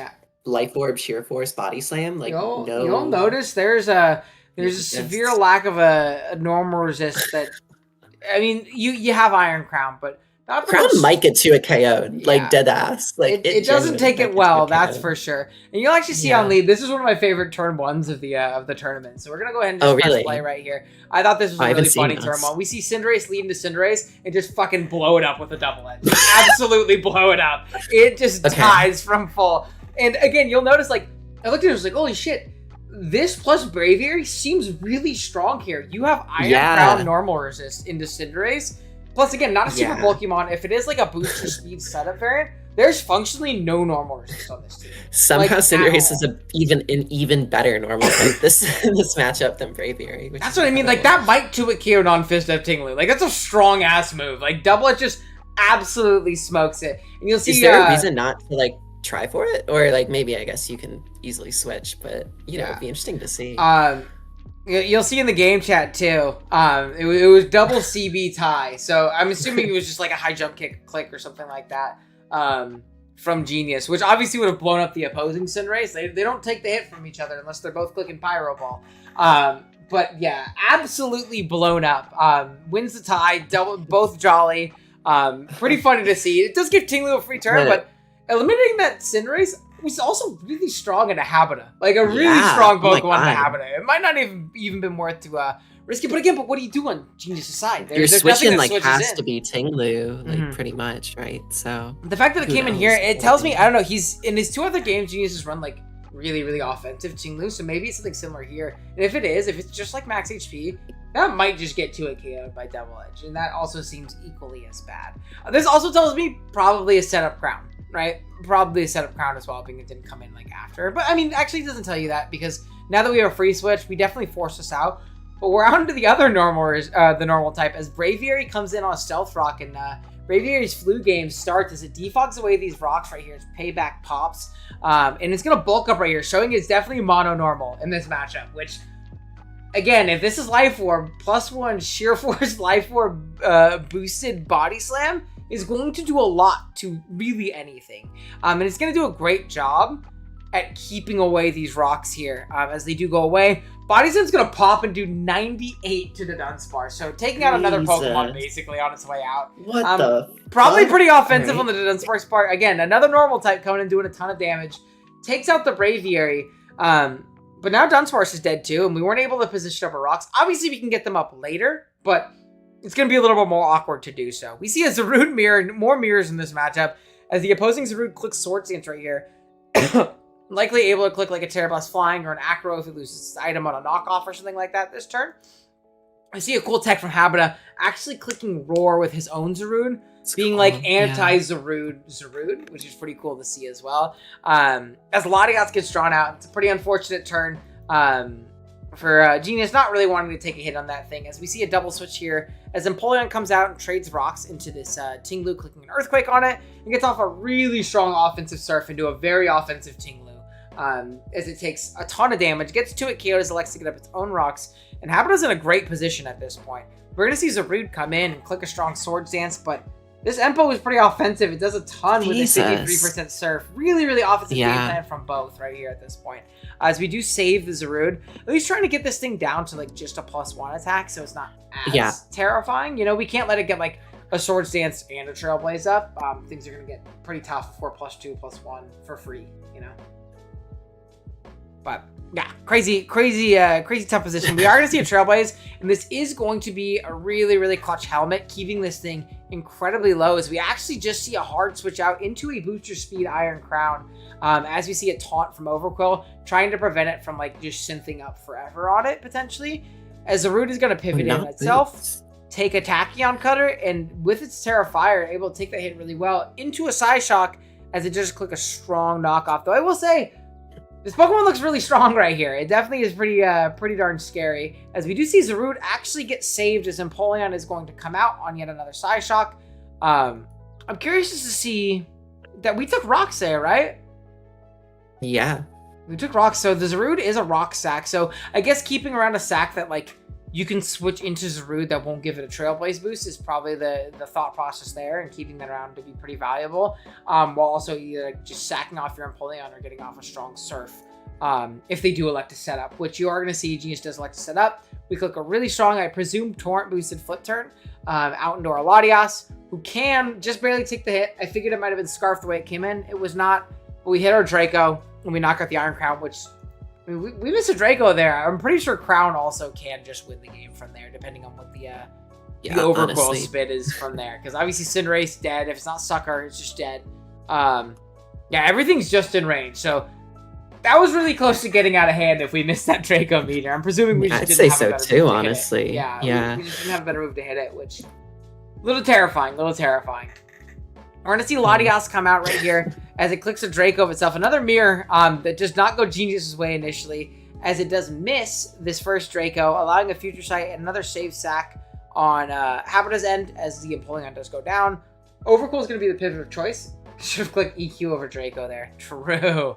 We're going to see Zarude come out on a Barbarage, knocking that guy out. And then out comes the Latias, and while Draco is really strong here, there's 4 Pokemon left, so it's a little bit hard to position a super easy win. Now, this is likely Scarf, so it's going to outspeed the other Latias and knock it out. At this point, we just need to make sure Cinderace dodges the Draco crit, because we would live from 43. We're just going to dodge the Draco in general, so we miss a lot of Dracos this game, as U-turn does pop from Choice Band Cinderace, and is going to knock out the Latias. In a really fun game, really offensive one. Yeah, absolutely. Yeah, I think it was a really fun game. Like, honestly, like, just seeing the double normal weak team and how, like, both sides tried to play it to the advantage of one another was really fascinating. And I wonder if it does kind of reflect either a coincidence between these drafts or just a general, like, normal weakness that, like, exists this gen on a lot of drafts that don't have, say, a Corviknight or some kind of fat ghost. Oh yeah, 100%. Really cool bring, especially on Habita's end. I think like identifying that early, put him in a really good position. Obviously, winning a speed tie for turn 1 helps. But like both players knew the risk when they went in and clicked their button. So it is what it is. But Habita is going to move on. So that makes Habita 2-1. It makes Genius 2-1. That makes JCM 2-1 with an 0-3 TDG. So before we move on to the next pool, I do really quick want to go over like what the final pool standings for that pool was. Just so you guys know who's in what position right here. Because now that we have 3 coaches that went 2-1, there is a very real chance that we see tie breaks and things like that. So Genius came in first in that pool. Despite this loss here, it was a pretty close loss, and he did really well in his other 2 games. So he is 2-1 plus 5. Second in the pool would be JCM at 2-1 plus 3, and Habita at 2-1 minus 1. So poor diff, but it moves him on. That makes it pretty likely that if we do go to a tiebreak, that Habita will likely play in a tiebreaker battle potentially, depending on how it goes. And again, we could be in a position where is there a position where we don't go to tiebreaks now? It would be like a it would be a situation where the other 1 and 2 the other with one guy teams, goes 3 and 1, right? like one guy going through and then a bunch of 1 and 2s, which is always possible. Oh yeah, 100%. So yeah, that goes down, and that's our first pool completed. As we jump on to our next one, let's take a look at these pool 2 teams as I zoom out a little bit so we can take a look here. Really, really fun pool here. We are going to see K-Crick, Mind Gaming, King L5, and Zooch. L5's team is like a very similar team to the one we have in DWL right now. That is kind of like Dio Speed, Terra Goldango, Terra Weavile, which Terra Weavile is a cool like new mon. I don't know if it's like new mon I've been seeing, but I haven't seen as much Terra Weavile throughout the gen. It feels like it's a recent like thing.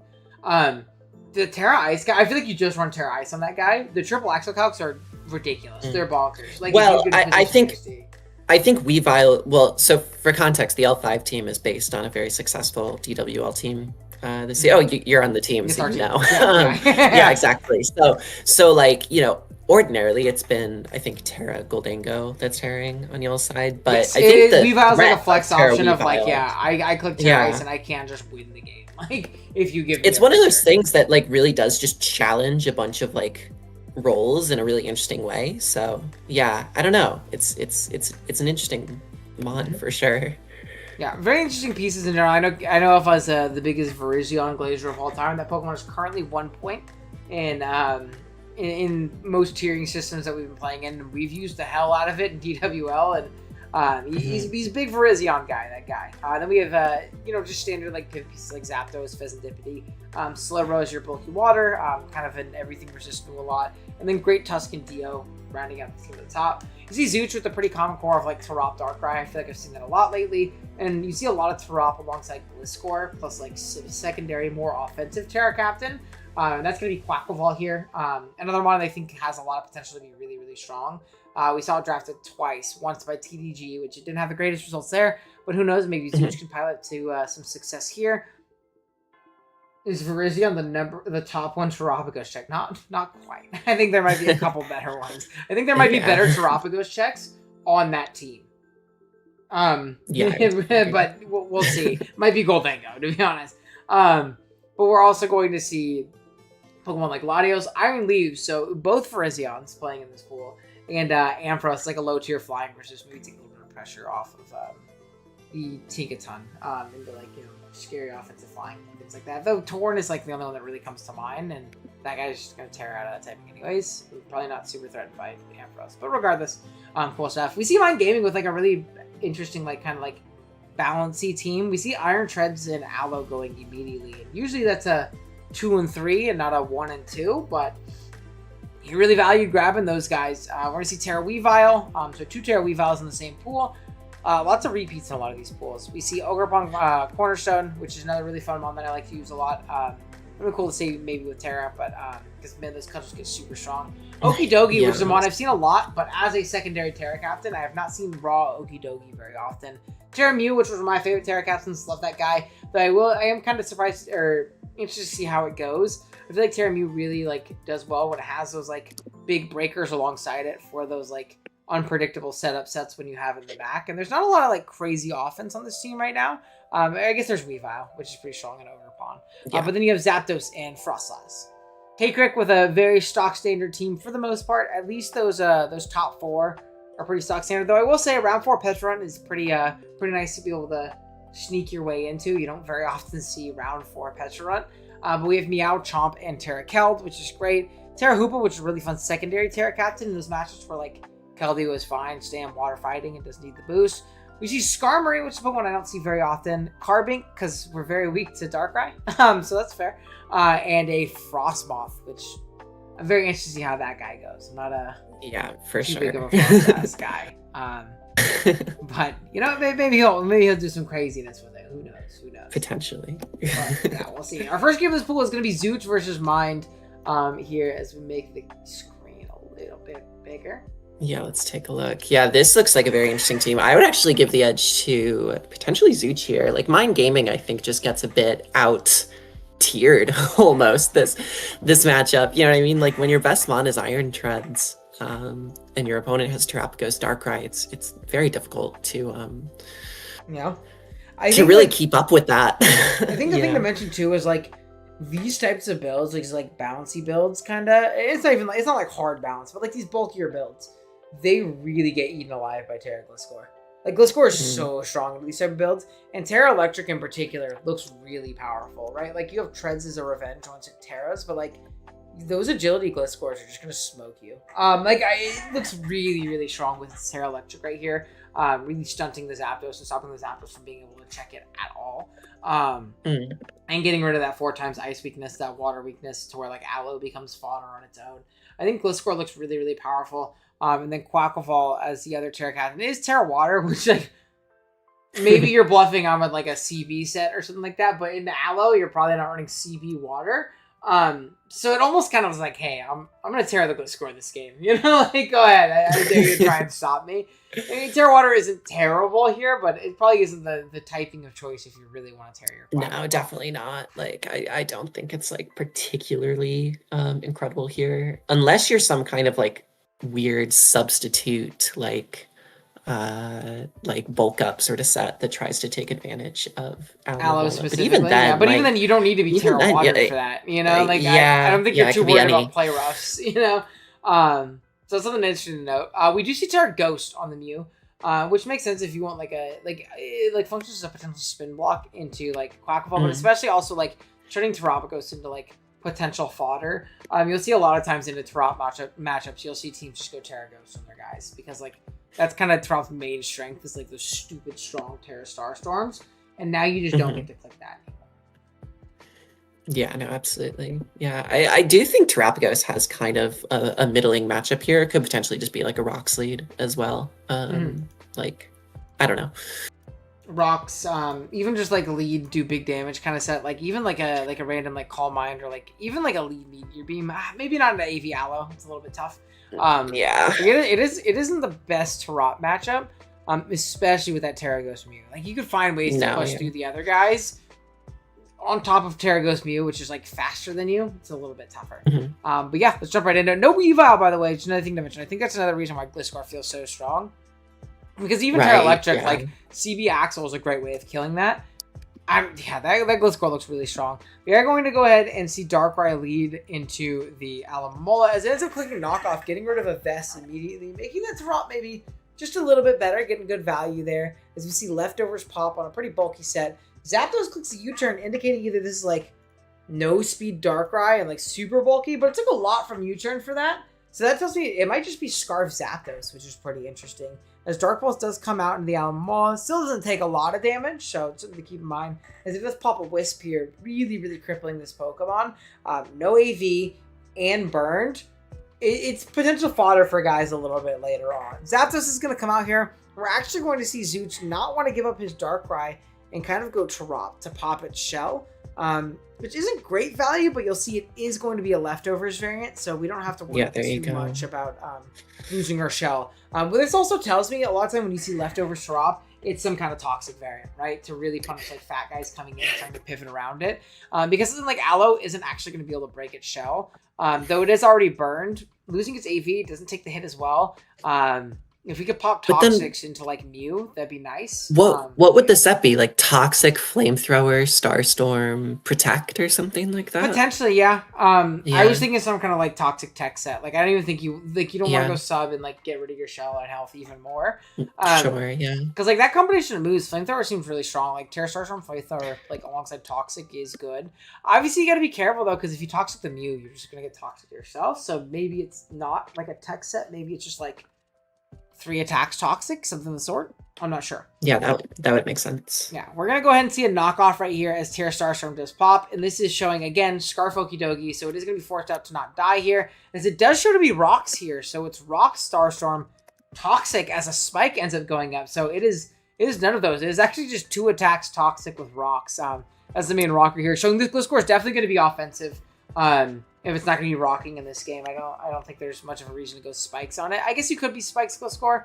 But into treads with no spin block doesn't seem super likely. Tinkaton's going to be the pivot of choice as Frostlass is going to get up yet another spike. Take a little bit more Toxic chip here as it Destiny Bonds on a Reflect from Zooch. And I think we can kind of see where the game's going just a little bit here. The third spike goes up, but yeah, we're not in a great position here as another Toxic pops as the Frostlass goes down to 9%.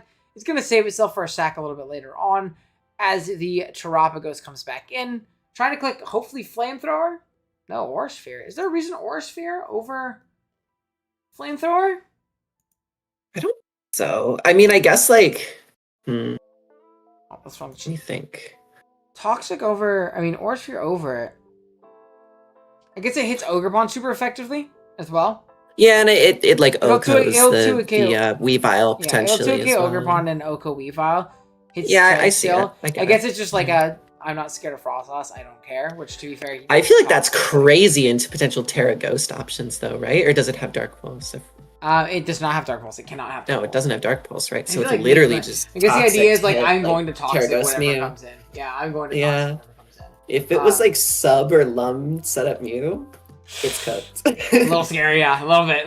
As Iron Treads is going to be the pivot of choice here, as we do see a Terra Starstorm, literally can't hit anything. It's just saying, hey, you're either going to die or switch. Aloe comes out this next turn, as Gliscor is going to double in, and this is a little bit of a tough position for Mind right here. I mean, what do you do to this Pokemon? As it is going to be an agility variant, as the Flip Turn comes out and 4% to the Gliscor, who is behind a screen, and that guy is burned. We see a Terra Electric and Terra Ghost immediately. EQ only doing 20, showing that it is the setup Dragon Dance Mew, but that's got to be like super Fizz Def, not very offensive. Though, again, this thing's looking really scary right here, as another EQ is going to pop and get a really unlucky crit as he could have Dragon Dance 3 times. It's a nasty crit. Yeah, as Drain Punch is going to pop. Not God. do enough here, as EQ hits for 28. Do we not remember the good days of, like, Dragon Dance, like, Moxie sweeps? Now we have, like, double Fizz Def, Dragon Dance agility type. Oh my goodness. Type sets here. That did nothing. That's +2 and it's doing 29. I get it's Fizz Def.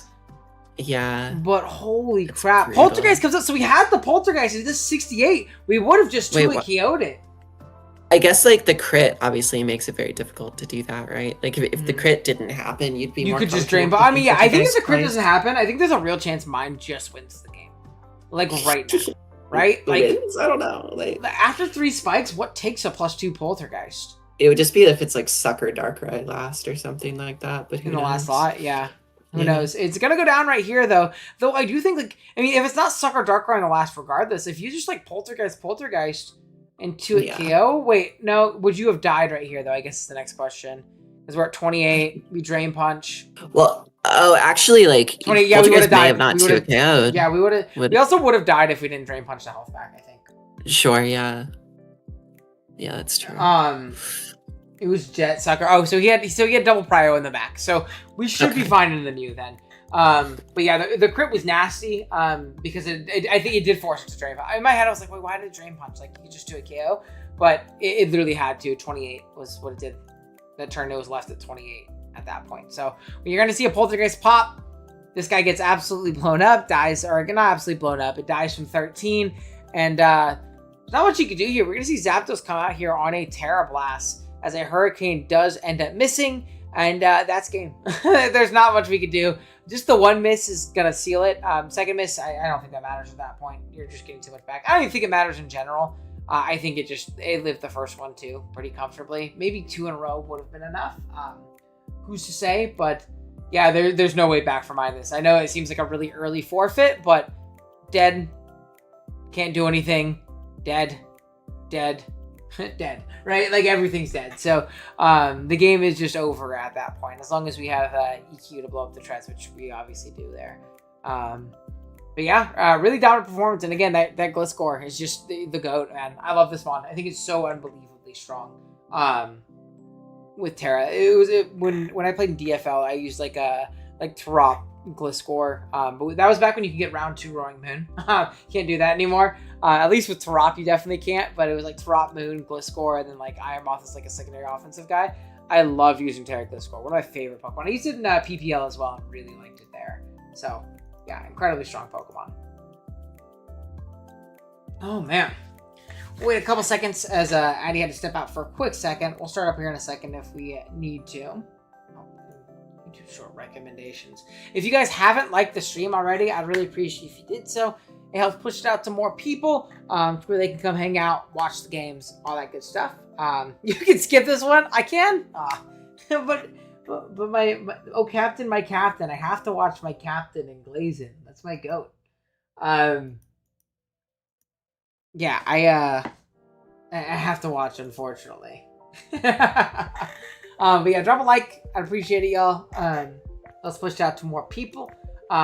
Sometime throughout the stream today, we're gonna go ahead and gift 5 memberships for y'all. We got some gifties for the month that I have not used yet, so might as well pass them out to y'all. Be sure to join the Discord server for TGS. Which, oh shit, I knew I was forgetting something. I'm gonna go ahead and drop the TGS Discord link for you guys in general chat, and I'll put it to the I'll put it in the what do you call it as well, the description as well. But all of the games from this point onwards, whether it be if there are tie breaks, as well as the potential of what do you call it, top 8, things like that. They'll be happening live, so you can follow the games a little bit more live. It just took us a little bit to kind of get the server public for everybody.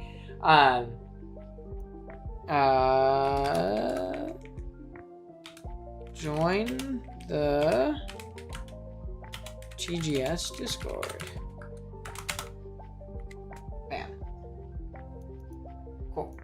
Those are gonna be fat or agility. I feel like the counterplay for each is so diff. It's such a demon with Terra. Yeah, why not both? You could be like I think Zooch in that game was like Max Fizdef Double Dance, if I had to presume. Like I'm pretty sure it was Max Fizdef Double Dance, and it was so strong in the matchup. It just murders those fatter type builds. Really, really strong bring from Zooch. I love Terra Gliscor, man. Such a good Pokemon. It's absolutely Thanos.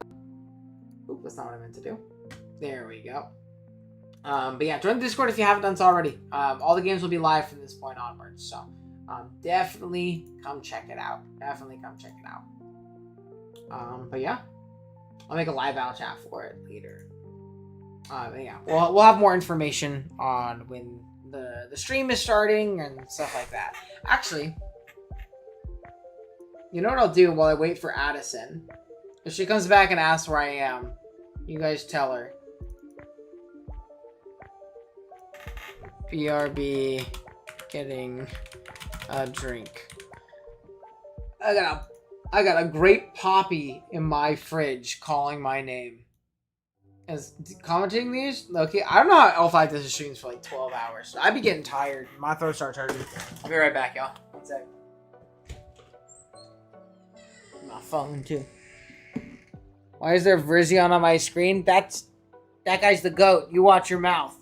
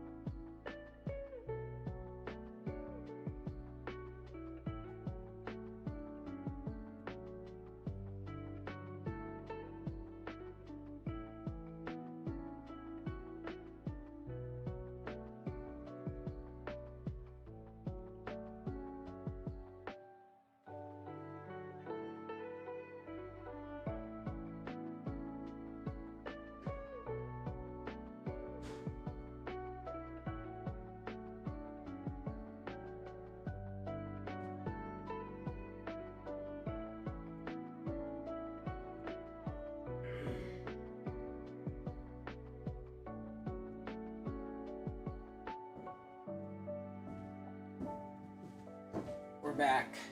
Not sponsored by Poppy yet. But I poke at these so heavy. Ready? Wait. Little ASMR with OG Albina. Move my coffee that I was drinking earlier. L5 wanted Terra Caldeo, but couldn't, so he got Terra Caldeo Jr. Oh, shit. Wrong button.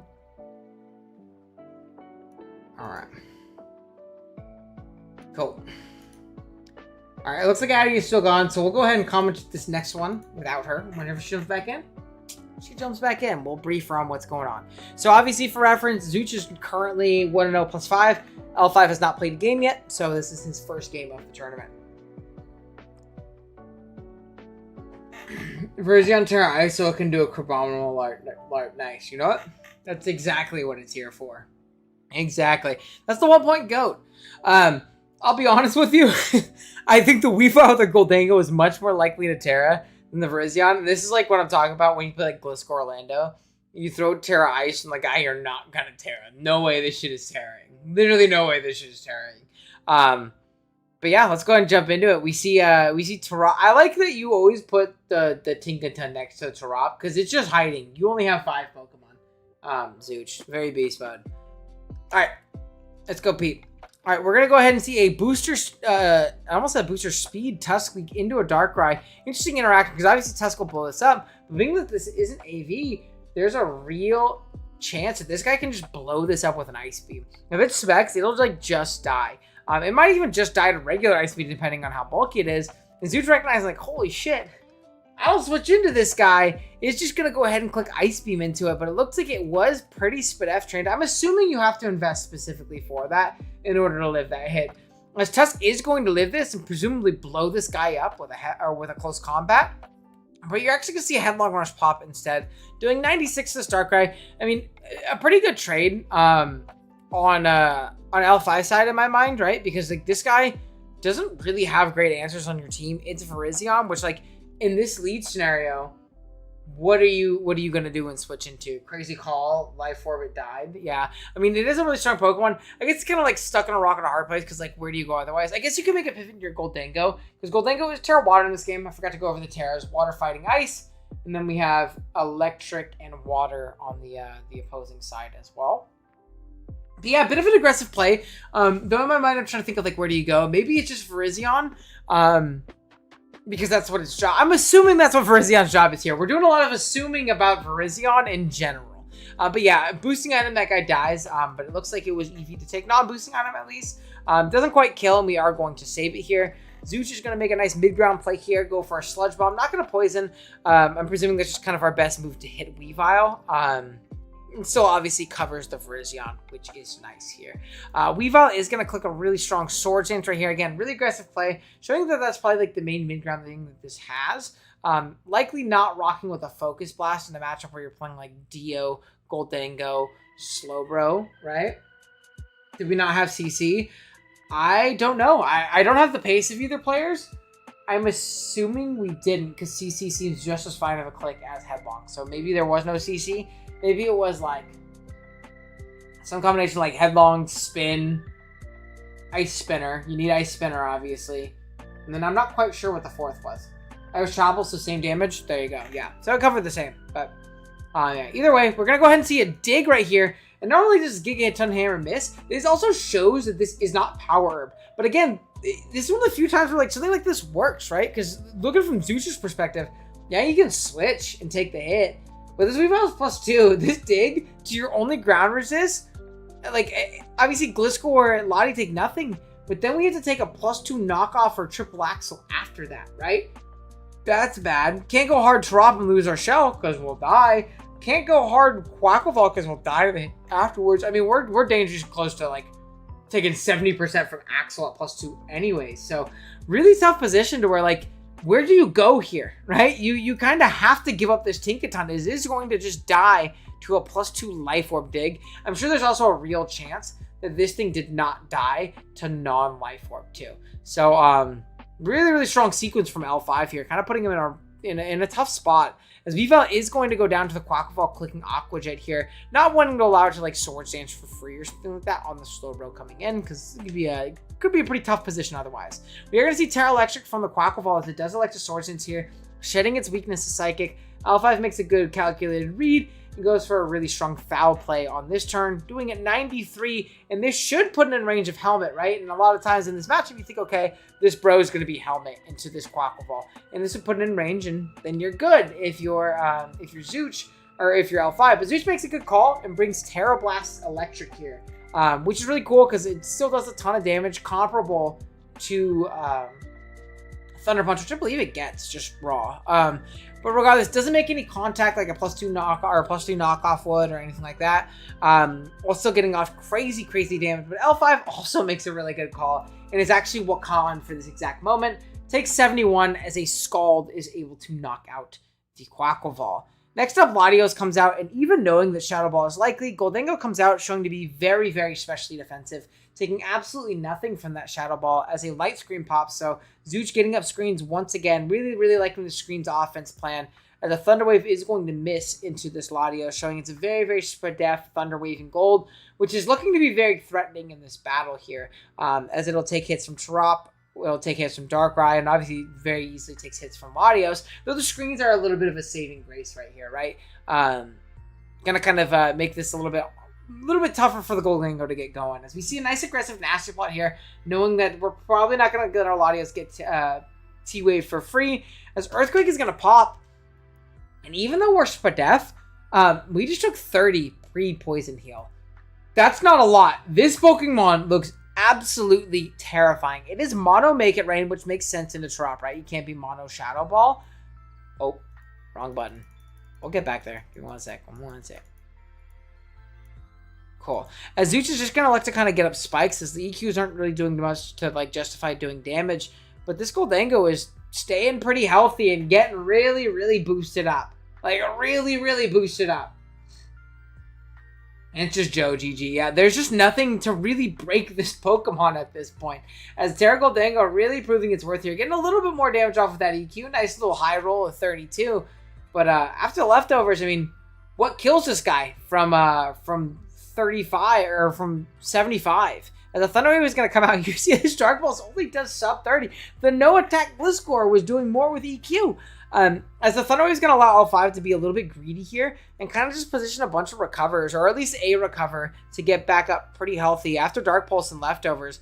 Being at 73%, I mean, what do you do at this point? This is a really tough position for Zooch. Really strong set from L5. And unless things go really sour and terribly, we're going to be in a good spot to win this game. Light screen does go up here on the what do you call it, the Gholdengo here, as it ends up clicking Thunder Wave again after missing the first one on Draco. And now we can just kind of get healthy and start plotting up again to where this Terapagos really can't find the position to do much of anything at all. Another Nasty Plot's going to pop here. And it looks like L5 is mostly kind of just stalling out screen turns to the best of his ability, allowing him to really do some crazy damage. Thunder Wave is going to pop again, as we do end up getting full parrot on Latios here. Really just going for crits, as it does end up getting one right here. If it got one a turn earlier, it might have been wraps with the greed from Mr. L5 here. As we're going to go ahead and recover up on the pivot out into the Terapagos, and it's going to try its best, as it does throw off a really strong Terra Starstorm as a Thunder Wave comes out. This Gholdengo, pretty darn healthy. It's going to be able to recover up once again as a Calm Mind does pop. Now it's at least threatening some pretty big damage, right? Terra Starstorm was doing 45 pre +1. So depending on how much this Make It Rain does, it might be able to salvage a little bit of something. Regardless, the Gholdengo has kind of set the table for the rest of its team to come in and win the video game. As we do see a Make It Rain pop through Terra Shell at +1, doing ridiculous amount of 63%. And yeah, that as Zooch said in the chat, it's just Joe. It is game from this point. Welcome back, Addison. We started this one without you real quick after I went and got a drink. And That's we absolutely saw fine. The power of Terra Gholdengo. Just I was watching. I didn't want to disrupt your flow state. Yeah, like dude, Jesus Christ, Gholdengo is insane. Yeah, it's just so fat, man. And I think the big thing is the ability, like not being able to be encore or taunted, or like not being able to be like poisoned or something like that after Terra is like cool or like status, but is not being able to be like encored or taunted or anything like that. That's a big way that people deal with like these setup like threats in SV. Like it really is just like better offensive positioning, really punishing. Again, like a faster encore Tinkaton couldn't stop this obviously because it's just gonna get smoked after it doesn't work. I don't know. It's just tough. I think Terra Goldingo is a really, really good Pokemon. So really good break from L5.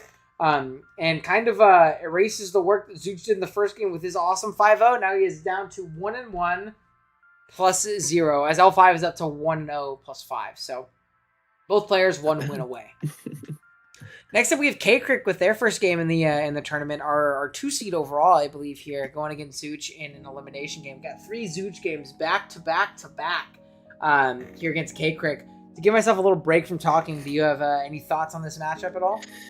Yeah, it looks like a pretty interesting matchup. Hoopa Unbound is like proven late in this meta to be like fucking terrifying, right? So something like Terra Dark, even though there's 3 resists on the board, like is going to do so much. But instead, K-Crix opted for a Terra Fighting set, which looks just as good offensively, maybe struggles a bit more defensively into the prospects of Latios, but otherwise, like very, very strong options with Drain Punch and even Focus Blast if he wants to be risky there. But I think it'll be more likely than not physical because of like Ice Punch and things like that.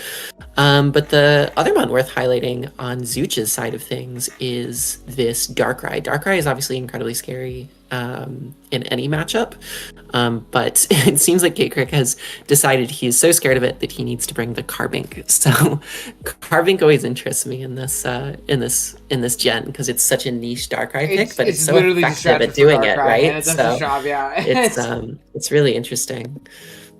You can tell that is exactly why this thing was drafted, because Darkrai does look like it just 6-0s the team off lead otherwise, right? Like your resist is killed, which isn't the most reliable one. Otherwise, Dark Pulse, Ice Beam, then like Psychic just like kills everything.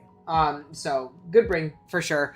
Good draft, honestly. If you have 2 points or 1 point or something like that, it's probably good to get a almost counter for a Pokemon that 6-0s your build otherwise.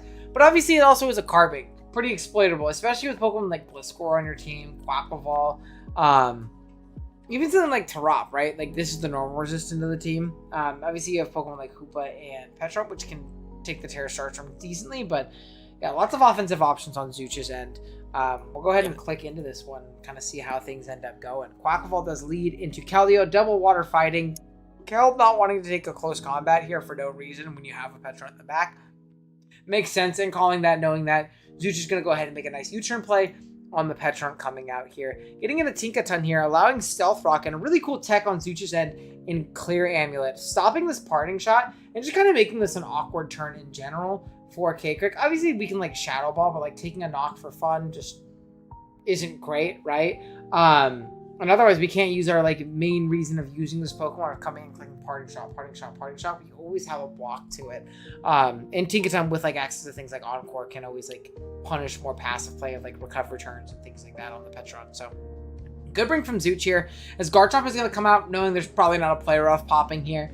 And even if it does, Tinkaton's not the strongest Pokemon in the world. As we actually see a Mirror Herb get knocked off. What do you think this Mirror Herb was specifically for? Something like a Swords Dance? I guess it must have been, it must have been for Quaquaval, right? Because Quaquaval comes in, clicks SD, and you can Scale Shot, or it comes in, clicks Aqua Step, and you can SD, or just Earthquake, right? So I kind of like it for the Quaquaval. It could have also potentially been for Double Dance Gliscor, which you... Yeah, you come in and do the same kind of idea, right? So. You either copy the Agility and SD, or copy the SD and Scale Shot, or something like that. So Garchomp's still threatening a lot of damage right here, as we do see Gliscor come hard out right here, as a Earthquake does end up popping. We forgot to go over the Terra typings on the Gliscor right here. We do see it's Water, Quaquaval, and Fairy on the Gliscor, so something to keep in mind. It does immediately Terra Fairy here as the Swords Dance happens, and this takes all guessing games away, right? Like otherwise, we at least kind of have to think a little bit after we boost up on whether or not we want to scale / like outrage into this thing,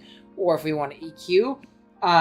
But now that we've like Terra'd before this guy SD'd, there is no guessing game next turn. Earthquake will just do a ridiculous amount of damage, as it does end up just getting up a spike right here. So really strong turn for K-Crick, forcing this guy out with a potential like scare of like just getting blown up by EQ.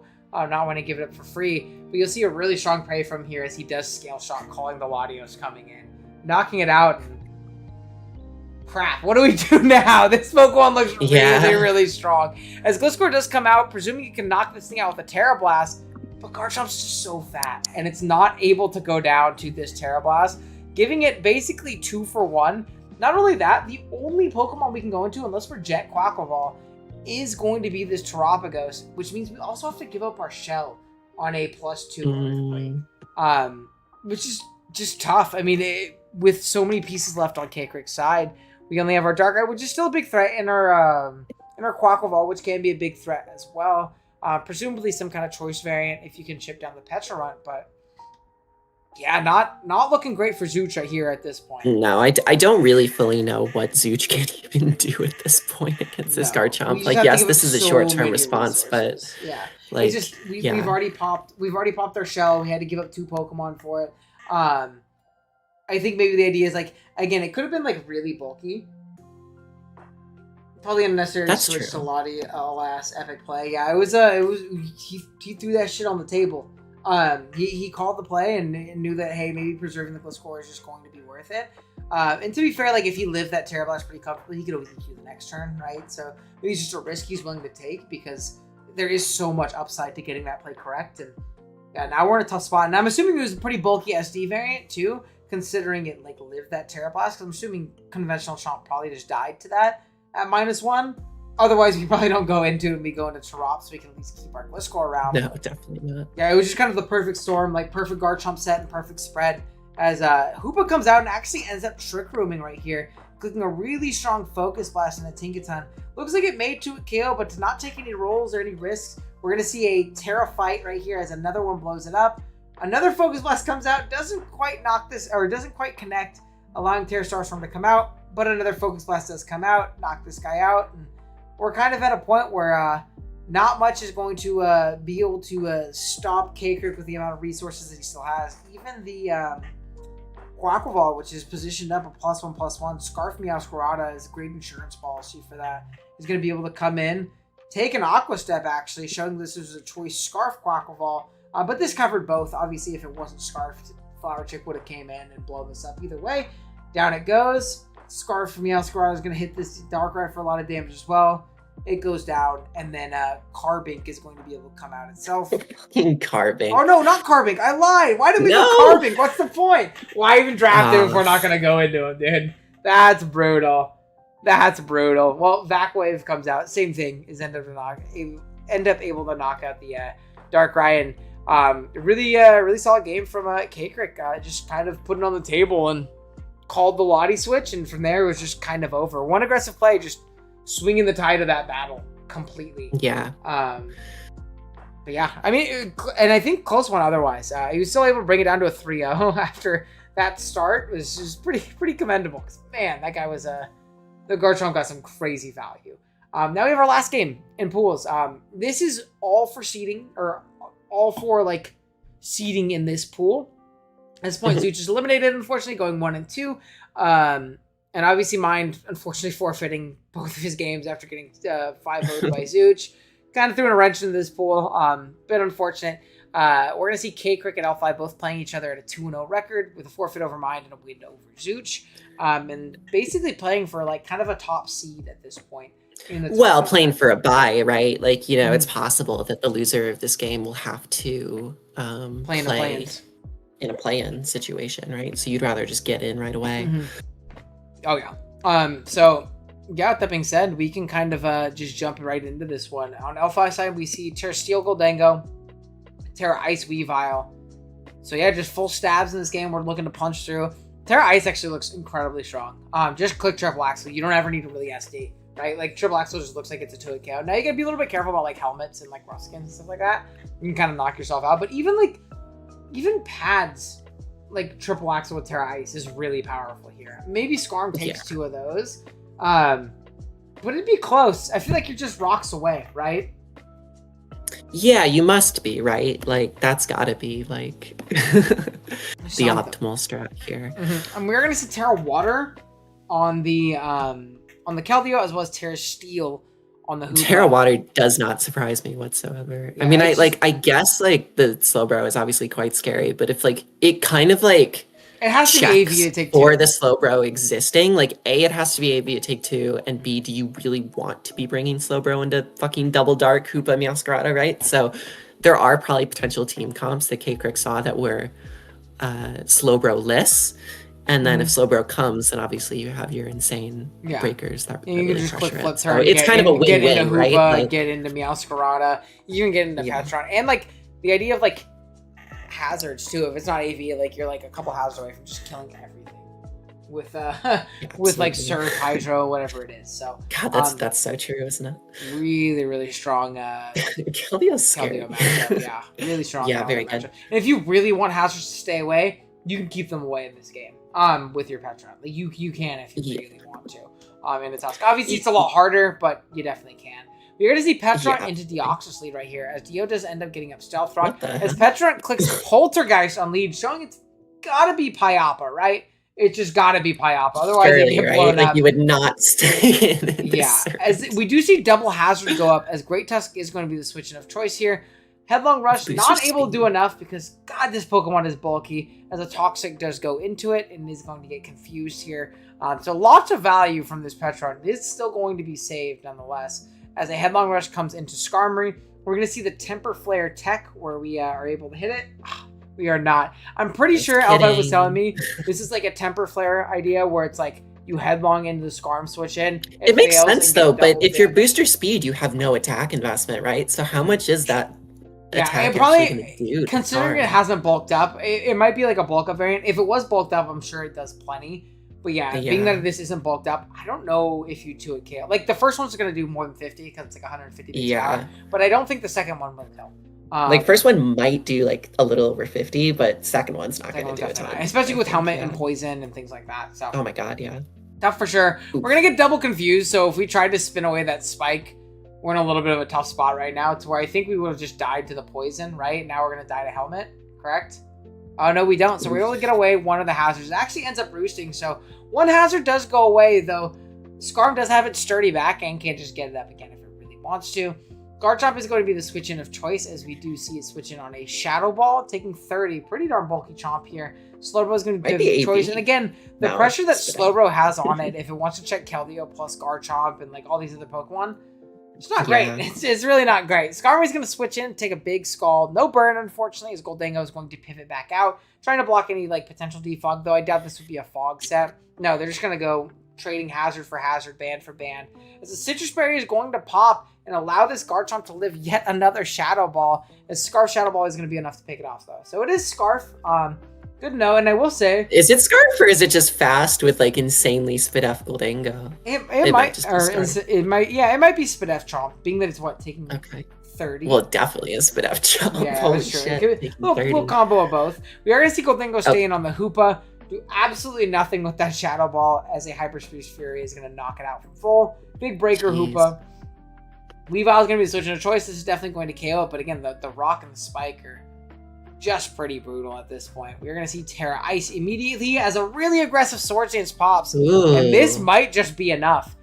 Obviously, it depends on if Vac Wave kills, like through like Chople. Well, yeah, obviously it killed like normally, but would it kill through Chople, I guess is the answer. Kill does come out, this is going to be the answer. It ends up just being Scarf, so it does not matter if it kills or not. Yeah, okay, never mind. Down it goes. Scarf Keldeo into the spec set that we kind of expected. Yeah. As then the Sacred Sword's going to pop, and I don't think this is just going to be enough. Between, like, Calm Mind Bro is definitely cool here, but I think between, like, something like Petron being able to come in and poison it if it Calm Minds up again here, it recovers, having Meowscarada, having Hoopa Unbound with, like, a really strong hyperspace. If you were something like Trick Room here with, like, Nasty Plot, that might have been, like, a decent sort of way to get back in it. Oh my goodness. Yeah. Player is going to go ahead and not knock this thing out as it dies to a Terra Blast the turn afterwards. Always planning to Terra this Hoopa, it looks like, as the Slowbro is going to come back in and just die from... Man, Hoopa is strong. I get it. It's like super effective crazy. Move, but bro doesn't die to physical attacks like that. You know, from 76, non-boosting item, presumably. I'm pretty sure that was AV with how little it took earlier from the Shadow Ball. Goodness gracious, 76 is crazy. So that is going to move K-Crick on to a 3-0 record. L5 still does make it onto the pools portion, though his record is a little bit worse because of it, and he may have to play in a tiebreak. Really quick for Pool 2, I want to go over our current standings. K-Crick ended up finishing first, 3-0 plus 6. L5 ended up finishing second, 2-1 plus 2. And then Zooch ended up not making it on 1 and 2. And Mind Gaming ended up going 0 and 3, obviously, after forfeiting his last 2 games. So that makes sense. Overall standings. So who? Oh, go ahead. Who would have been third seed in that? Because it was L5. No, Zooch went 1 and 2, so it's literally only 2 moving on, right? Yep, only 2 moving on from that one. Correct, yeah. Okay. Only K-Crick and yeah. In general, K-Crick moves up to our 1 seed, at least currently. And currently L5 has a better record than Habita, but worse differential, or better differential than Habita and worse than JCM. So he's our second to last seed at the moment out of 5. So he'll be 4 seed. So yeah, we move on to our next pool, which is our next picture, actually. Let me go ahead and readjust this for you all. I just remind everyone I went to an ARG. It was a tough one. It was big neat play from Mr. K-Crick. Scale shot. No, yeah, I think K-Crick in general had played that pool incredibly well, showing the prowess of I know I for sure I talked to L5 like a little bit about his matchups in call one day, and he was actually telling me, I might be leaking this, or this isn't leak because it doesn't actually like say any plans or anything like that, but he was convinced that his matchup into K-Crick was like godlike, and I think K-Crick also kind of thought it based on like the order in which he kind of played his games and the discussions I had in the server about it. I don't see it, but at least that's what they were saying, and I think L5. When you get into the weeds, I'm not. They were looking at obviously much more in depth than we are, but he was able to win it pretty convincingly, and obviously some unlucky things happened in that game. But L5 was like, I didn't think I'd ever lose that game, and I lost that game pretty convincingly. So really strong performance from K-Crick. This pool 3 is the pool I think I'm most excited about. I think on paper, if I was deciding which pool would I be most afraid of playing in, I think I might say pool 3, because you have like, I would say 4 players who are just fucking cracked. Like obviously everyone in this tournament is cracked, but both Castelia and Joshua I was expecting to be higher seeded than they were. So seeing all 4 of them in this pool is really scary. Like Joshua being sort of the lower seed while also simultaneously like having insanely strong DPL runs every single season, taking down big names every time. I was very surprised when I obviously I knew Joshua was good, but like when we actually put the numbers together, I was actually pretty surprised. I was like, wow, like these numbers are very consistent and very solid. It makes sense, and I think like Joshua, the downside with Joshua, generally speaking, is he doesn't play in any of the smoke on tournaments. He only plays like in the DPL and stuff like that, so you don't see him as much. But he's an incredibly strong player. And then simultaneously in this pool, Agency as well. Like Agency has been making massive strides this entire generation. So 2 players I'd be very scared of, and then Sage and Castelia always have like some of the most, I think, like unique prep that can just so catch people off guard. So I would be more. Agency was the other one. Agencies are so stressful. Agencies are 3 seed in this tournament. Like they were voted to be like the 3 seed. Yeah. And again, I knew Agency was obviously very solid.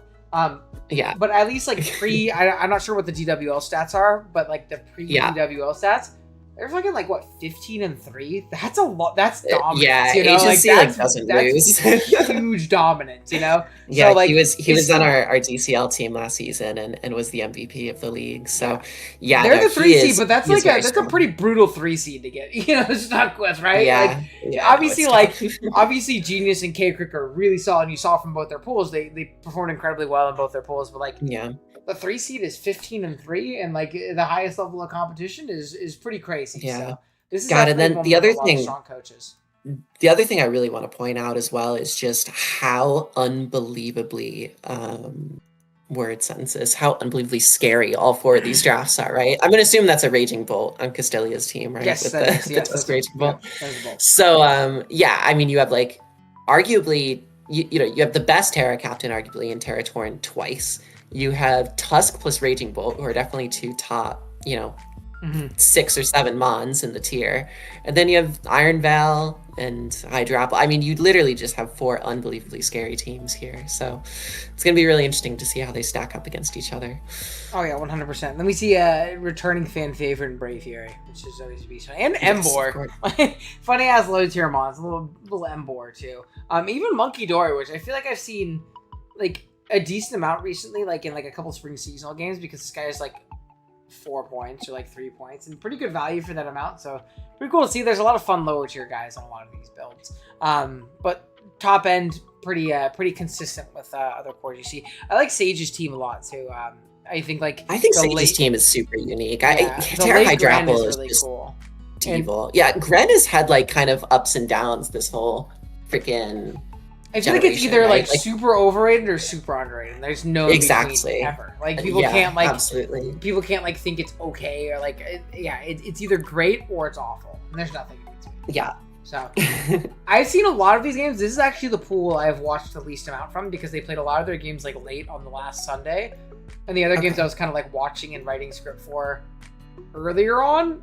So I actually haven't seen too many of these games. So I'm excited to watch these ones too. Okay. It's exciting. Let's do it. So we have Jasha. Super Creeper is not Castelia, right? That's Castelia, yeah. Oh yeah, because there's a Raging Bolt though. Yeah, so that's Castelia. Yeah. Agency also made top 8 in Auras and runner-up in Usum in the Swogun, so he's really good in the older Judge, which is super impressive, even though we're only accounting SV performances. Yeah, we're only accounting SV performances. There's a lot of great draft league players that are like incredible in other pools, and there's honestly some players who might be good enough to be in the top 16 if they played more SV, but like yeah, I'm sure you can attest to it. Not that you don't like playing Swish, but like when you're really good at a tier, you get put in jail. You know what I mean? Like so, like Addison, yeah, no, it's a real thing. Like, I always get thrown in Swish. Glop plays a lot of Glop plays a lot of Swish too. Like there's players who play like old gens and like get stuck there, and we didn't really account them for this because while they might be really good at Pokemon, we'll probably do fine. It's just easier to kind of like tangibly like count people who are playing in these tiers specifically. There was a lot of people who were like, "Wait a minute, I'm good." And yes, you're very good. I mean, like, yeah, like even I personally have played some of these players in SV or some top level players, and I've held my own. But I really do feel like these 16 that we've chosen represent the meta the most, and I think they play it the most at the highest level. And they have that metagame knowledge, while obviously some other players do just have natural talent, it's about people who have really advanced the metagame in various different ways on top of just being successful in terms of wins. So yeah, and you'll even see people with like the weird little innovations they came up with here because of like the change in the draft pricing and stuff like that. We've seen a lot of like not off the wall as in like terrible Pokemon, but like off the wall as in, oh shit, I haven't seen that guy drafted in a while. Again, I think JCM's a pretty perfect example of that. He made it on to top 8 with a Hippowdon on his team.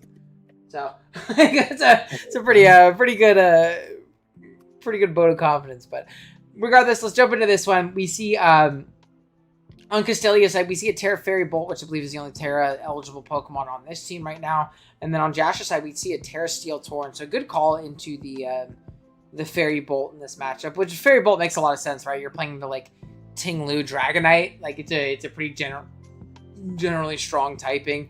Thunderbolt plus Terra Blast Fairy is going to be really powerful in this matchup. Though Monkey Dory also another Pokemon that's going to be pretty obnoxious for that Bolt potentially. I know it gets like Encore as an option, and obviously can hit it very hard with Sludge Waves, Sludge Bombs, get a Toxic Chain proc, things of the sort. So not a bad Pokemon at all. Anything you're noticing about this matchup? Yeah, I'm noticing obviously with Torn, like you just really want to consider what the best defensive Terra types are on Torn quite frequently, unless you're going for like, some kind of spec set. So while on paper, this Terra Torn might not look incredible because of like the Terra Tusk and the Moltres, like at the same time, like, Tusk, or sorry, it's not Terra Tusk, just regular Tusk. It's gonna die to a flying move, right? if weakened enough. So really the only thing that threatens this Torn is this Moltres, which can be knocked and take hazards residually.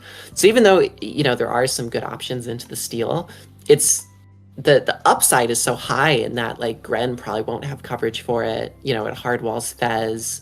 It really sits on this Raging Bolt too, if it's really Spadaf as well as Jirachi. So I think a really like interesting Terra type that not many players would think about because they would just see the Tusk and be like, oh no, we shouldn't do that. But actually Yeah, if very, you very outpace it, you optimal might as well defensive just, yeah, para you still here. blow up with a cane or a Bleakwind. I think like also it Yeah. becomes even stronger if we are like some kind of Terra Blast Steel variant into like the Fairy Yeah. Bolt.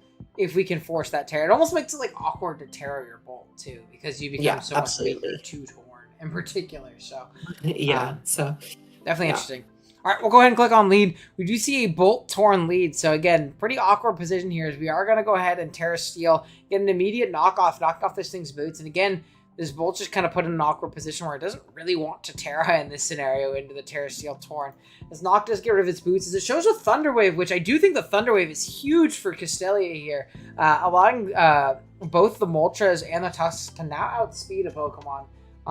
And like, you know, knock it out or threaten big damage on it regardless. Whereas before, like you said, Tusks might be able to hit this thing hard, but it doesn't want to take a cane or a Bleakwind.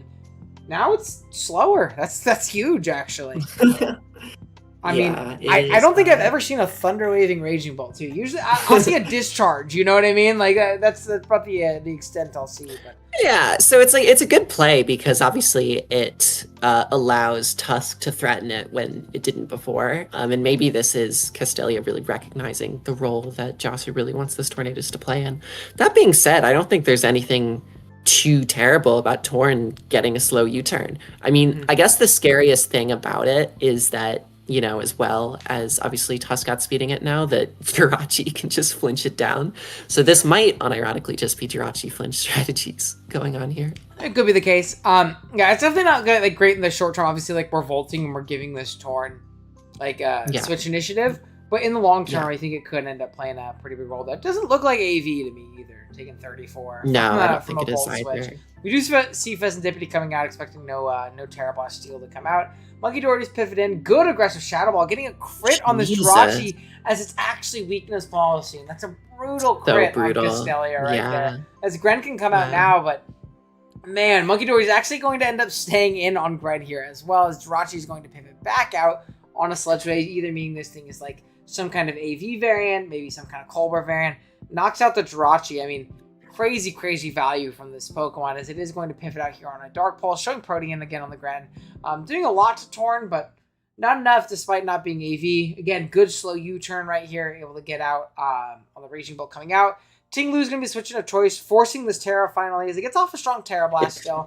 35 is nuts. Tinglu is so fucking strong. Yeah, as we see a Thunder Wave right here, expecting a pivot out, though I don't know what we expect to pivot out into necessarily. I guess it would be like something like Torn, but it's obviously already parried. You can't really go anywhere. I think you just Terra Blast in this instance, right? You can just click a strong Volt on the Corviknight afterwards. It's not going to be faster than you or really threaten you from there. I think getting off the Terra Blast would have just been a little bit better. Maybe expecting the Monkey Dory as it comes in right here. It only takes 17. Likely Assault Vest if I had to guess, right? There's no way that guy. No, definitely. You stayed in versus the Dark type, right? So it's yeah, it was either like Colbur or like Assault Vest, and it was probably AV and then just like in range of it now. We end up staying in again. Probably just trying to sack it off. We see yet another U-turn as a slow U-turn comes out from Monkey Door. This thing getting ridiculous value in this battle for Jasha. As Pheasantipity is going to go ahead and pop its own U-turn as Tinglu comes out. We're going to see a Rock Slide trying to catch the Tornado. Still doing a lot to Greninja, so good to catch either way. I suppose like it wouldn't have caught the Tusk, but I don't know. Maybe you don't want to take a Ruination your Tusk. It's kind of like your only Pokemon that really forces an endgame forward. But I don't know. It's not looking good for Castelia at this point. No, I think Josh is just going to be putting her in kind of a vortex here with the Torn as well. So it's going to be quite difficult. I mean, like Tinglu gets sacked and Joshua just regains initiative. We do see a Fire Blast from this Torn, and maybe there's universes where it's just like a Scarf Moltres where it can potentially win the game. As you're going to see a Cudgel into a U-turn, now meaning this thing is pretty much in range of getting KO'd if it doesn't elect to roost. It doesn't, so now Ogerpon's looking a little bit inevitable in itself. We'll see a U-turn from Gren as it kind of has to come out to guard against this Ogerpon coming out for free to like threaten some kind of U-turn damage. But now if we don't get like the right paras or anything like that, which you do there, which is very nice. Because I mean we get a slow U-turn there. It's just another Ogerpon kill, and there's not much. But the thing is that Ogerpon just kind of wins, doesn't it? Like maybe Pasho on Tusk or something, but it could be Woodhammer. Like even if it is Pasho on Tusk, you still have Scale D-Knight and you have a full health Corviknight, right? So like I don't think that's even going to be enough. Even Pasho, like we could also click a Grass move into it, right? So it's like tough to even bring Pasho. Festivity is finally sacked off right here as Tusk does come in, so it is booster speed Tusk, presumably trying to bulk up here. You're risking a crit on this high crit move potentially, as it does end up trailblazing to get 1 speed faster. Ivy Cudgel's going to pop as a rapid spin comes out, but now we've taken so much damage, I don't think it matters. Corviknight should be able to come in and handle this regardless, especially if it's Helmet. Are we going to see Helmet? We don't. So good chance we could potentially 2-hit KO this guy. We don't end up getting a high roll. We actually get a much lower roll as Brave Bird is going to take it out. And you're going to go ahead and trade. Yeah, at this point, unless this is like Scarf Moltres and it gets a Hurricane Confusion on D-Knight, it's just not going to be enough. We'll go for a flinch with our Ogre Pawn. Don't get it, and then the Ivy Cudgel doesn't end up popping. And Scarf Moltres, lots of Hurricane. No, it's not even Scarf. So nah, Ogre Pawn's a god. Yeah, really solidly positioned from Jasher there. Despite like a pretty tough, like, oh shit, I just got Thunder Waved on my Torn from like Raging Bolt turn 1. I was able to bring that one back pretty convincingly, so very solid. Yeah, Jesus Christ. Yeah, looks pretty solid. Agency versus Joshua. Wow, look at that. 2 Terra Torns. I'm on the edge of my seat. How fun. This game's gonna be awesome. I can't wait for the ground type to set up a bunch of hazards and everything to be jungle, man. I mean, interestingly, like looking at this matchup. Oh shit! All right, this might have to be my last. Yeah, no worries, you're good. I can finish. Yeah, you're good. All right, cool. Looking at this matchup, you see 2 Terra Torns, but I think one of the Torns has a clear advantage here, and that's going to be Agency's Torn because Terra Flying looks horrifying. You literally have no flying resist outside of this. Corviknight here. Which you can't really force. But just like you could see an offensive set that's like plot, Bleak Wind, Heat Wave, Icy Wind, or something like that. Just seems like such a demon breaker here. And then conversely, while I understand the Terra Ground Tornadus, it's not gonna I don't know, if it's not like super offensive, it's not gonna break through the opposing Tornadus super well without hitting like really strong hurricanes. I guess other thing worth noting as well is that Joshua doesn't have any means outside of Defog Corviknight of removing the spikes from Ceaseless Edge. But there's so much pressure on this Corviknight, right? It wants to come in against Serena, which Agency can U-turn on and then go into the Torn again. Agency has the capacity to Nasty Plot with Torn or Swords Dance with Garchomp on the Defog as well. So while there is removal on Josh's side, like it's so pressured as a switch into certain. It's really hard to even get a turn. Just like exactly, and like it's possible that like Josh is going to be put in a situation where he has to decide, okay, am I going to Defog and let this guy get a free turn of setup, or am I going to, U-turn and keep the hazards up? It's really a lose-lose for Joshua here.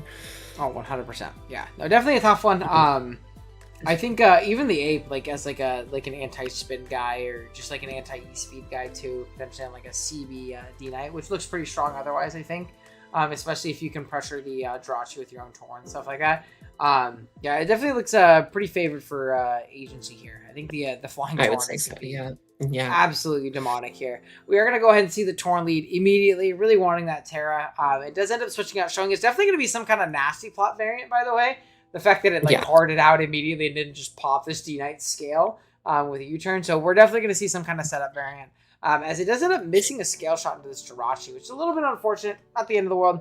Torn's going to come back out as D-Knight stays in, expecting an Earthquake or something alike. But we just double down on that scale shot and do a ridiculous amount with potentially a loaded dice lead Dragonite, which is really cool. Yeah. Samurai's honestly very strong plays, like really strong plays from Joshua here, just constantly clicking scale shot, not fearing anything. And now the Samurai, which threatens like spikes so easily, is dead. Oh, just kidding. Brutal. Nope, it's not.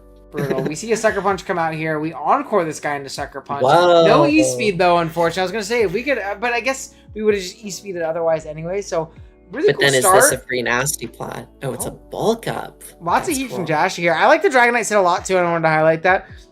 Yeah. Kind of a tough lead. Obviously missing double scale was pretty unfortunate.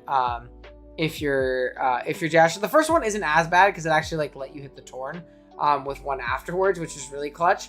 But missing on the Samurott there on the second one and getting put in range of Sucker was pretty unfortunate. But it does give this free opportunity to Torn to set up a bulk up on this Garchomp coming in. It ends up clicking Acrobatics. Is that Itemless acrobatics? It is, because that is Fizz Def as hell. Chomp is so unbothered by this Fizz Def Chomp, or by this Fizzy offensive Tornadus. Is that seriously no item? Itemless? It has to be itemless. It has to be itemless. Because look, we didn't pop Citrus. It's like the most likely item you'll see. I think it's just max Fizz Def Helmet Chomp, and it just takes no damage. Yeah, I think that has to be itemless. I don't know. Maybe we'll have to ask Josh after this, but really sad. The Spike does end up going up on the Serena as Power Up ends up coming out on the Corviknight. Instead of getting away this hazard, Brave Bird comes out, just completely knocks out the Serena, either being this a Scarf no, it's leftovers. It's just max speed Corviknight, like really, really fast and offensive Corviknight, as it just knocks out the Serena. So there is no spinning to be had here. Samurott comes out as Ting Lu is going to be the pivot of choice. Is it going to be Helmet, considering we see it come in on the 9% set to block this hazard? It does block the hazard. I did not even know that interaction. I didn't even know that Spike doesn't go up when. Yeah, it's like rapid spin, or like basically like the effect of the move clears like after like Helmet would happen. So like the fact that like you die to Helmet, the effect doesn't like clear. It's like trying to spin into Helmet or like spin into Rust or something like that. New. So solid play from Jasher, really preventing. Obviously, like a potential like Razor Shell could have been like tough there. You take a lot on your Ting Lu, but bare minimum you get rid of this Pokemon, and really aggressive play. Keeping away the Spike, I think, is in particular good. This Corviknight is max speed. It might not be Fog. It might be like some other chain. We've seen a lot of like interesting setup. It might be like double flying bulk up like idea here into this team. Who knows? Considering like the only resistance to like Rachi. As we do see Nasty Pull out from Terraflying Torn. It's not quite enough to knock out this Ting Lu, but it doesn't look like Ting Lu has any moves to really hit the Torn, as they typically don't, other than Ruination.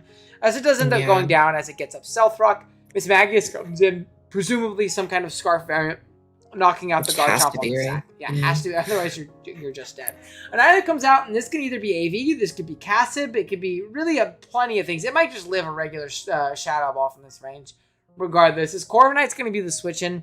Nihlip is going to end up bulking up this next turn. Really not too worried about this thing, as it does end up clicking Agility. So this is like so it is offensive. Yeah. Setup set. We do see a Cobra Berry on the Annihilate, taking absolutely nothing from that Brave Bird, knocking it out with a Rage Fist in return. Miss Magius comes in. Is going to pick up the KO. Unfortunately, it doesn't, because Ape is This is non-Terra Annihilate putting in some crazy work, by the way. Like, this guy doesn't even have the ability to Terra. Getting 2 KOs basically, and preventing this Torn from setting up a bulk up. And this is just a tough position for Jasha, because you're just in range of Terra Blast flying, right? So you have to pivot out, sack your Ogerpon, and you can go back into Torn. But is it going to be enough to take on this plus Jirachi at full? I doubt it. We actually pop an Agility right here. Is Acrobatics even going to be enough? Yeah, you just got to crit. We go into Jirachi to get a little bit of regen back, which makes sense. This might not even kill with a Terra Blast ground, as we do see a bulk up as a really solid trick, just kind of stops any kind of shenanigans from occurring. Yeah. Acrobatics is going to do no damage. We can't lock in Terra Blast ground, obviously, and we're going to die to Ice Punch anyway. So it was kind of just the only question I have is that I wonder if it was more beneficial to knowing that Shadow Ball doesn't kill, and maybe you don't know the spread, right? So you're just Hail Marrying that it does, is going Torn first and then trying to clean with Scarf Shadow Ball potentially as an option. I'm not sure how much that would have done to the Torn in the end, but do you know what I'm saying? Like Acro with Torn first, and then potentially try with Shadow Ball. Like a Scarf Shadow Ball kind of end game, yeah. The only issue is Torn is so fat, you just like don't take that much damage on it, and then you're gonna get blown up by it. Yeah, I don't know. It's a tough one. Torn just proven to be overwhelming, but I mean, Annihilate kind of the slept on MVP in that game. Like, yes, oh my god. Really cool prep on both sides. I think like Jasher like went a really aggressive like fly spam kind of like approach here with Agility Corviknight, trying to set up, maybe break through the Jirachi. Maybe it was like Agility bulk up like Power Trip Brave Bird. It really punish Jirachi, and then like that plus Torn. It's pretty powerful to be honest. So I think with some marginally different positioning, Joshua very easily could have come away with this too. So I think honestly one of the highest quality battles I think we've seen so far. I mean, all these battles are high quality, but really tip top levels. 100% here at this one. All right, I gotta bounce off, but I'll see ya. Yeah, see you around. See you around. Adios, thank you for joining. See you, everyone. Bye bye.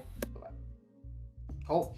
All right, we'll continue, guys. We'll finish these out, and I think we have 1, 2, 3, 4 left in this pool, and then 1, 2, 3, 4, 5, 6. Awesome. It'll go a little bit faster, obviously, too, because it is just me.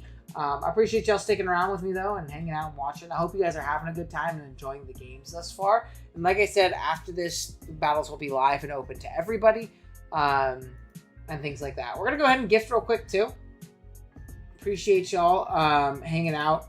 Again, free memberships. I get a few per month. I get 10 per month, so I might as well send a couple right now. We're not streaming a ton right now, otherwise, other than this. So here's 5 gifts for y'all. Get access to different emotes and stuff like that. You can join the Discord server as well. Link your Discord. Yeah, I appreciate y'all hanging out with me today. If we ever get to 20 likes, we'll get 5 more. They got 5 more gifties for the month, but gotta get to 20 likes though. But yeah, let's keep doing it. Let's keep doing it. Next up, we have Jasha versus Sage here. Jasha looking to keep their tournament hopes alive, getting a win against Castelia and a loss against Agency. They got to pull off yet another upset here against Sage, whose team is consisting of Terra Dark on the Hydrapple. But it's the only Terra one that we see in this matchup. We have Terra Fairy on the Tornadus, which is looking very, very strong in this game.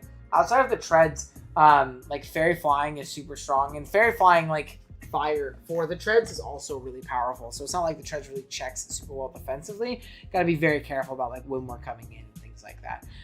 You see the Electros is pretty interesting. Probably the initial Torn check if I had to guess, right? So cool to see Electros pull up. We see the lead Torn into lead Greninja, not wanting to like take a potential like Gunk Shot or anything like that, as it is going to be a Gunk Shot variant. Going under the Corviknight, good defensive play here. Spike do end up going up on a U-turn. Out into Ting-Lu we go. Now these water moves that potentially might come out are non-stab. Low kick might do a lot. You do end up seeing Taunt, like the perfect anti-lead Greninja here in this matchup. Really, really well positioned. His Throat Chop just pop into Hydrapple. Ruination is going to miss into it, however, which is pretty unfortunate. Wouldn't have been enough for a Throat Chop, but it is going to make this thing quite difficult to potentially break through right here, as Giga Drain is going to come out here into our Corviknight. This will force like some kind of Terra Dark, yeah. If you end up dark or light screening on a Terra Blast, and then we're going to go ahead and U-turn out, as we do see a weakness policy pop on Hydrapple into the Ogerpon. Really, really threatening as a nasty block comes out. So what? +4 or +6 Hydrapple. Light screen is up, but this is going to do a lot of damage to something. You kind of have to hope it doesn't go all out with this Fickle Beam, because surely it knocks out Ogerpon at +6, right? If it goes all out, surely it does. We are going to go ahead and just see a Giga Drain that does not knock it out. Barely misses on the KO, as it does show Play Rough, which takes out this Hydrapple. Really, really cool set, though. I mean, really almost got out of hand. Gong Shot from Greninja comes out, pops, knocks out this Ogerpon. Pretty aggressive play there, going for that that Gunk instead of another move to knock it out. But maybe it is Mono Gunk. Who knows? Regardless, Ting-Lu's going to come out as Uxie pivots in, not wanting to risk taunting and just dying to an Earthquake. We are going to go ahead and see Earthquake come out from Jasher once again, not wanting to get taunted. So good switch here. As we see nasty plot from Uxie. I don't remember the last time I saw a plot on Uxie. Like or any setup Uxie. They're all just rocks, U-turn, T-wave, knock, type shit. So solid play here, as it does end up nasty plotting up. As Torn is going to go ahead and Terra Fairy, pop a U-turn into the helmet. Might not be great questions and answers for this if it is going to be like some kind of T-wave set. It's going to be Mystical Power on top of that. Will Thunderbolt be enough? Yeah, it just blows up the Corviknight from 70. Holy shit. Out comes Ting-Lu. Surely this has like Gleam or Draining Kiss. No, it's Grass Knot, which ends up getting a crit. Do we think that ends up mattering? Surely not, right? Surely not. I don't know. Regardless, this Uxie is just putting in unseen, ungodly amounts of work right now. His Mystical Power is going to pop this thing's scale, get it up to +4, and after Helmet, this is surely enough to knock this guy out. Another Mystical Power does pop, knocking out the Dragonite. This guy's up at +5. Torn can come in revenge, but I feel like we did plenty on our Uxie here. I feel like Uxie did plenty. Out comes Greninja, probably threatening a Gunk Shot here, as we are unfortunately going to miss into Big Monkey Dory. Got a hard switch out just in case this is some kind of Scarf variant. A Psychic Noise does come out. We could just get a slow U-turn off here regardless. I do like the Toxicity is just a broken ability when you think about it. We do see that it is not going to be any kind of Scarf variant as we knock off this Tornado's Heavy Duty Boots.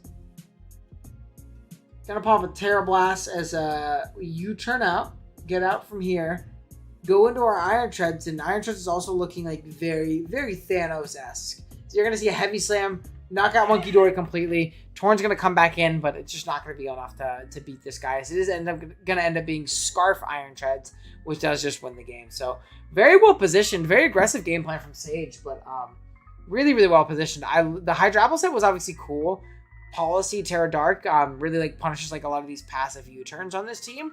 But the Uxie was like star of the show. I mean, went absolutely crazy in this battle. So really cool stuff to see here from Sage. Now we're gonna have Castelia versus Agency here. Agency fighting for their spot in the next part of the bracket, where Castelia is fighting to make sure that they are not eliminated from the chance of playing in said bracket. So let's see how it ends up going here. Yeah, we have Fairy on Agency's Torn, and then we see Dragon on Castelia's Raging Bolt right here, which looks really, really powerful. This is the Jirachi. I mean, not great Dragon switch-ins, though we do see Fairy Torn, so kind of puts a wrench in that plan, doesn't it?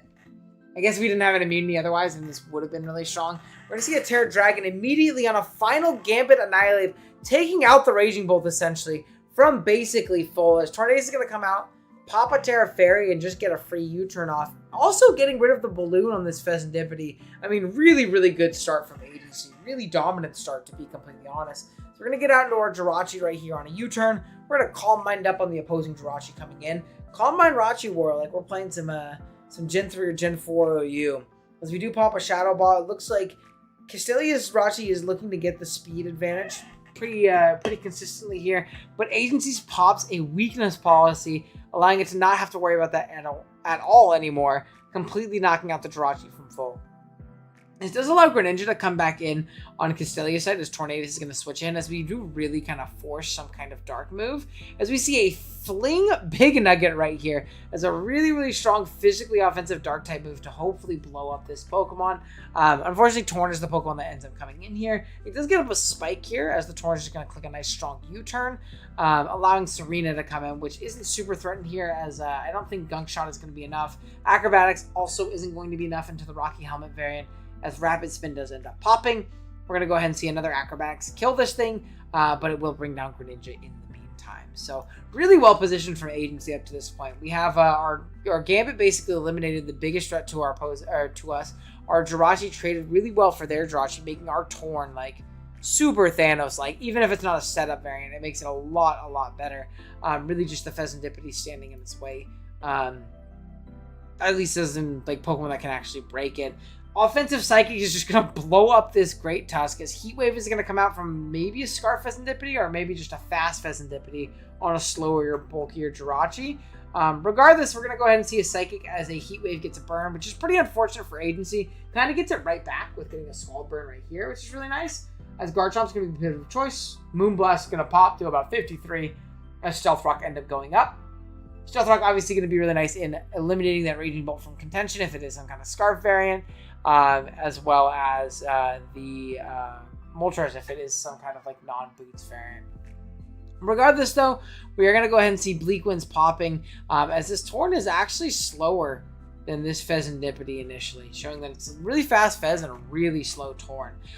Razor Shell does end up popping and getting a crit on this Pheasantipity, which is looking pretty darn scary at this point. As not many Pokemon are going to be able to break it very consistently. Raging Bolt is going to be the sack of choice, as Pheasantipity is probably going to be able to come right back out and start roosting up, as it will be faster than Samurott now, as it shows to not be any kind of Scarf variant. Razor Shell is going to keep hitting for about 41, really trying to keep this thing as low as humanly possible. You don't want to miss these at all. You get a defense drop, so it's even better, as we are just going to go ahead and go down to another Razor Shell. So, biggest issue, gone at this point. Moltres is going to be the pit of choice.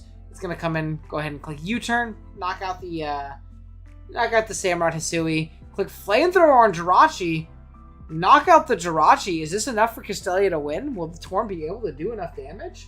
First ever Fez to do something? It might be. It might be. Hurricane is going to miss from Moltres, and it's going to go down there. Very, very tough one there. I mean, the Moltres almost just brought it back on its own.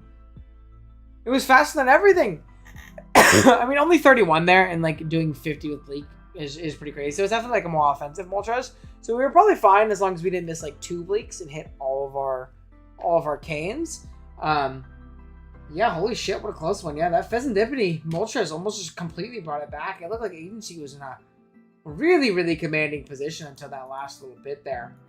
And unfortunately, I believe that does eliminate Castelia from contention in this tournament. We will see them one more time as they play Sage, as they haven't played that game yet, which may be big for Sage, considering we do see Agency versus Sage right here in this next battle. Agency, I believe, has clinched at 2-0. Sage is currently sitting at, I believe it is, 1-1. No, they're sitting at 1-0. Sorry, they haven't even played their second game, so. If Fez broke through the sand, I think Fez won. I genuinely do think it probably ended up winning that game if it makes it all the way through there, yeah. I mean, pretty unfortunate, right? Like, double speed drop into, like, if it didn't get defense drop, too, I think is the big thing, right? Like, if it didn't get defense drop, there's a real chance it can bring that back. So, yeah, holy shit. What a tough one. What a tough one. All right. On to the next. So we're going to see a Terra Poison on the Tornadoes here. Makes a lot of sense into the opposing Valiant matchup, right? Don't really want to get blown up by Moonblast and close combats and stuff like that. Whereas on Sage's side, we're going to see Terra Electric. Oh, excuse me. As well as Terra Normal in the Braviary, which, you know, deserves its flowers. It's been pretty okay. It's been pretty okay. It's got to at least be somewhat shouted out. You know what I mean? But yeah, let's go ahead and watch. We got 2 more games in this pool, I believe, and then we'll be done for the day. We're gonna see a double Terra Captain lead as Electric and Poison ends up popping. We're gonna go ahead and knock off this Hydrapulse Assault Vest, which is really nice. As an Earthquake does end up popping, really cool tech from Sage. Probably just kind of expecting this Terra, as well as hitting a Spadef Jirachi decently hard. Really punishing this Torn for wanting to stay in and knock off its AV. And it's not like Torn really breaks through this even with the AV gone. So really, really solid position from Agency here. As Annihilate is going to come out on a Dragon Tail, boosting up a Rage Fist, but really forcing this thing out as a Wish is going to end up popping. Critting into the Jirachi. Is this a full physical Hydrapple? I wonder if it is. Interesting. We're going to go ahead and see a Protect after the Earthquake crit does kind of force so. Stealth Rock do end up coming up, as we're going to see a DPP Jirachi, if I've ever seen one. This is Wish Tech Body Slam Iron Head, I presume. It's going to Wish up right here. So it's hard out to Annihilate, trying to proc another potential boost, as Reflect ends up going up instead, which is fine. Jirachi's going to end up coming back out here. Fine either way. Braviary is going to be the switch of choice, covering any real hit that it wants to go for, being immune to the Rage Fist, not taking much behind to Reflect otherwise as well. As we do end up clicking an Iron Head into a Body Slam into an Iron Head on this Uxie coming in. Not great switching to this Pokemon. Iron Tread's like, doesn't want to be paired on that switch-in. Like, it really does not want to be paired on that switch-in. As we actually try and catch a double here. Going into our Braviary on a Jirachi Protect from this, on the Iron Tread switching out. And this puts us in an uncomfortable spot, because again, we can't very well go into our Iron Treads on that turn, because it is such a free Body Slam from Agency side. So really, really uncomfortable position for sure. And it is going to be forced out on this Hydrapple, going for a Body Slam of its own. What in the world is happening? This is a full physical Hydrapple. It wasn't just like Earthquake tech. This is a full physical Hydrapple. Ravisman's going to come out in his Braviary as a Shadow Claw does pop into a switch into Jirachi. You and me. From a Life Orb Braviary, showing it's probably not a very fast Serena, or it's not rocking with the triple axle for this. Maybe just being a little greedy and not really respecting that guy off the bench, because it doesn't really hit much else besides the Hydrapple when it Terras. Regardless, we're going to see an agility here on a passive Jirachi Protect, as we have to get out of here now. Shadow Claw's just going to do a lot of damage, to be honest. It's going to get a little bit more Life Orb, as the Scarf Samurott actually outspeeds Braviary for some reason, but misses Ceaseless Edge because it's the worst move of all time, and gets knocked out with a Body Slam. How did that not outspeed? How slow do you need to be on your Braviary to be +2 and not outspeed Scarf Samurott? You're not that much slower of a Pokemon. Shit might be relaxed. Regardless, it goes down. Out comes Garchomp as Iron Tread's going to switch it. Excuse me. As it is going to Scale Shot and the Iron Tread's coming in, though, you do have to worry about either Shuka or a potential Scarf variant from the Treads. This is actually going to be Mirror Herb of all items. Ice Spinner still just not enough to really break through a defensive Serena. As you're going to go ahead and see a Synthesis up right here. Body Slam's going to come out to 54. That does a lot more than the Ice Spinner, by the way, which is pretty crazy how strong that Pokemon is. Garchomp's going to come in, get up its own rocks. Body Slam, again, doing 75 raw as a Scale Shot is going to miss on Agency side. Really, really brutal game for them thus far. Missing the Scale Shot on this initially, or missing the Season's Edge on this initially, and then a Scale Shot on it. Pretty brutal couple of turns here. Just going to have to give up our Garchomp as we're really trying to roost off this damage. Though I don't know if it's going to be enough if we get 5, right? 4, 5? It's not. So instead of taking the K on the Garchomp, we actually just get it to +2 on Chomp here. Oxy can come out here, though, and still take this hit quite well, so we're not going to end up sacking it off, but pretty brutal. We don't get to take out the Garchomp there. We are going to go ahead and see a dynamic pivot. On a bulk up as a Dragon Tail comes out from Hydrapple with Reflect Up. Not super threatened. They will say that is a double stacked Rage Fist at this point. Body Slam comes out into the Serena. It tries to power it for a little bit of chip. Misses, though Reflect is up, so I'm not quite sure it's going to do a ton of damage. Reflect still being up means that the Garchomp cannot stay in and click Earthquake, at least very comfortably. A EQ is going to pop right here as Body Slam comes out. Does it get the para? It does not, as we see a Scale Shot expecting Uxie to want to come in. Will it be enough? With 4, it is looking to be a Scale Shot or a Loaded Dice Garchomp here. As Reflect's going to go down as the Garchomp gets its KO. Thankfully, we have the Insurance Policy of Iron Valiant as it tries to SD in Garchomp's face. It's not going to allow such things to happen for free, though, as Psycho Cut is going to take it out. Next up, Jirachi comes out, and surely we just die to close combat from here, right? It's a +2 Valiant. Surely we just die. Close Combat comes out into Annihilate, which is obviously very nice. Serena's going to be the pivot of choice on a sack on Spirit Break. Also completely fine. Annihilate's going to come back in. Psycho Cut, not enough. Unfortunately, we can't take that hit quite as well with our Annihilate. We're going to go down here. Close Combat's going to come out, and I'm pretty sure Valiant does just sweep from this position. We see a double protect. Okay, is the double going to be enough to, like, save this? Nope, it is not. Yeah, that's +2 Valiant. It's probably Spadaf Jirachi as well. Something to keep in mind. And Psycho Cut's going to be enough to take out Torn, which is like a Spadaf bulky to take this thing on. So, yeah, really, really strong one from Sage. Moving themselves on, I believe, to the next portion of the bracket. I believe it does move them on to 2-1. I believe Agency at this point is going to be clinched. Yes, Agency is clinched at this point. And Sage is clinched. Now it's just a matter of seeding where we have Sage versus Castelia right here. Yeah. I think it'll just be Sage versus Castelia for some seeding.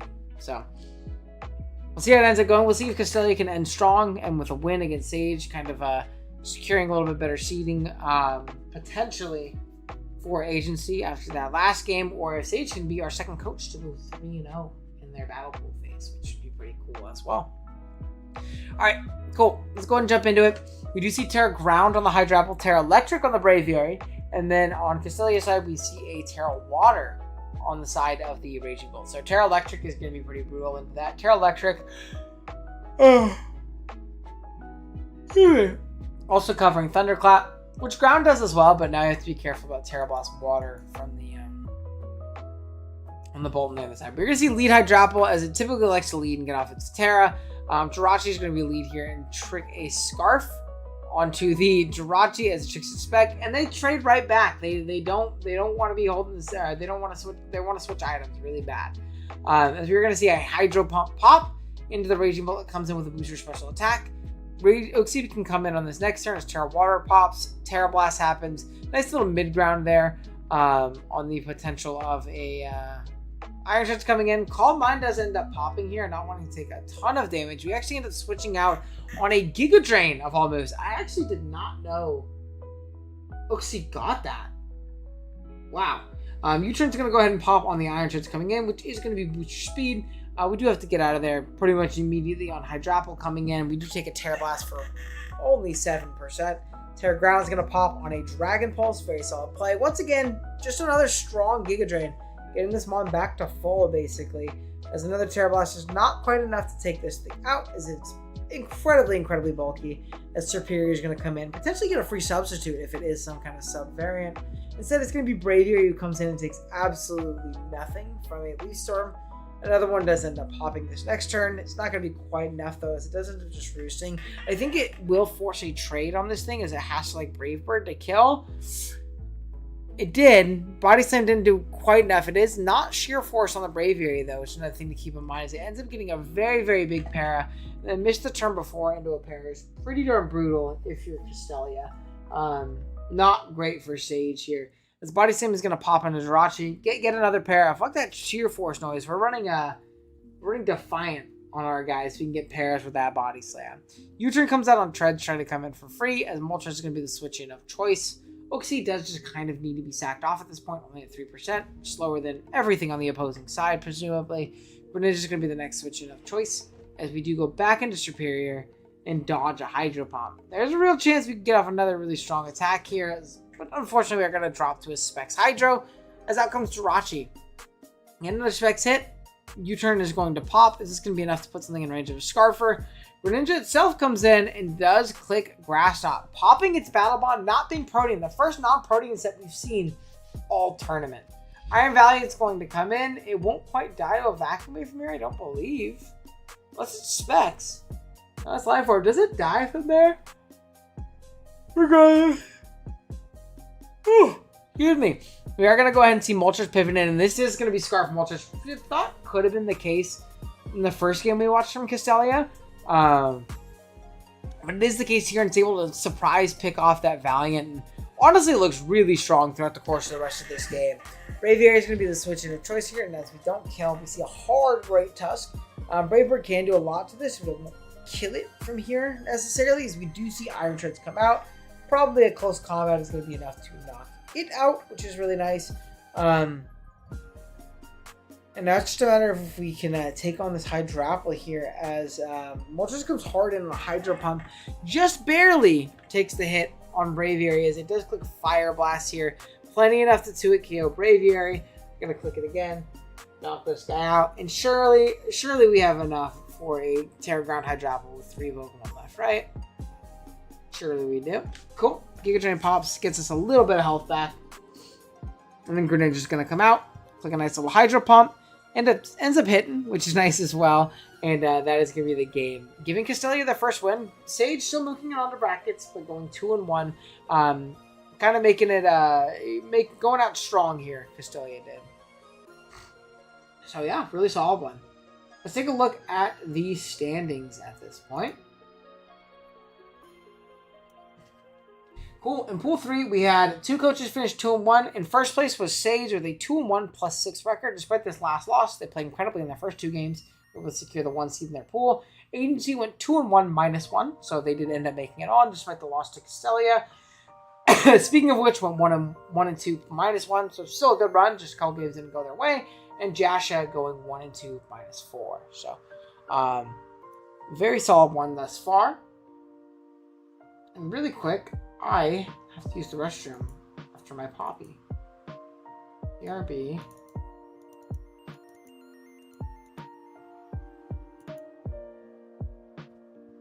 We'll show teams and stuff like that too once I get back.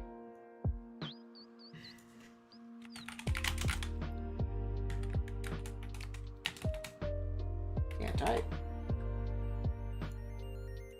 Awesome. Okay, I'll be right back. I'm gonna use the restroom. I still have some soda left, but it was empty. I'll be right back.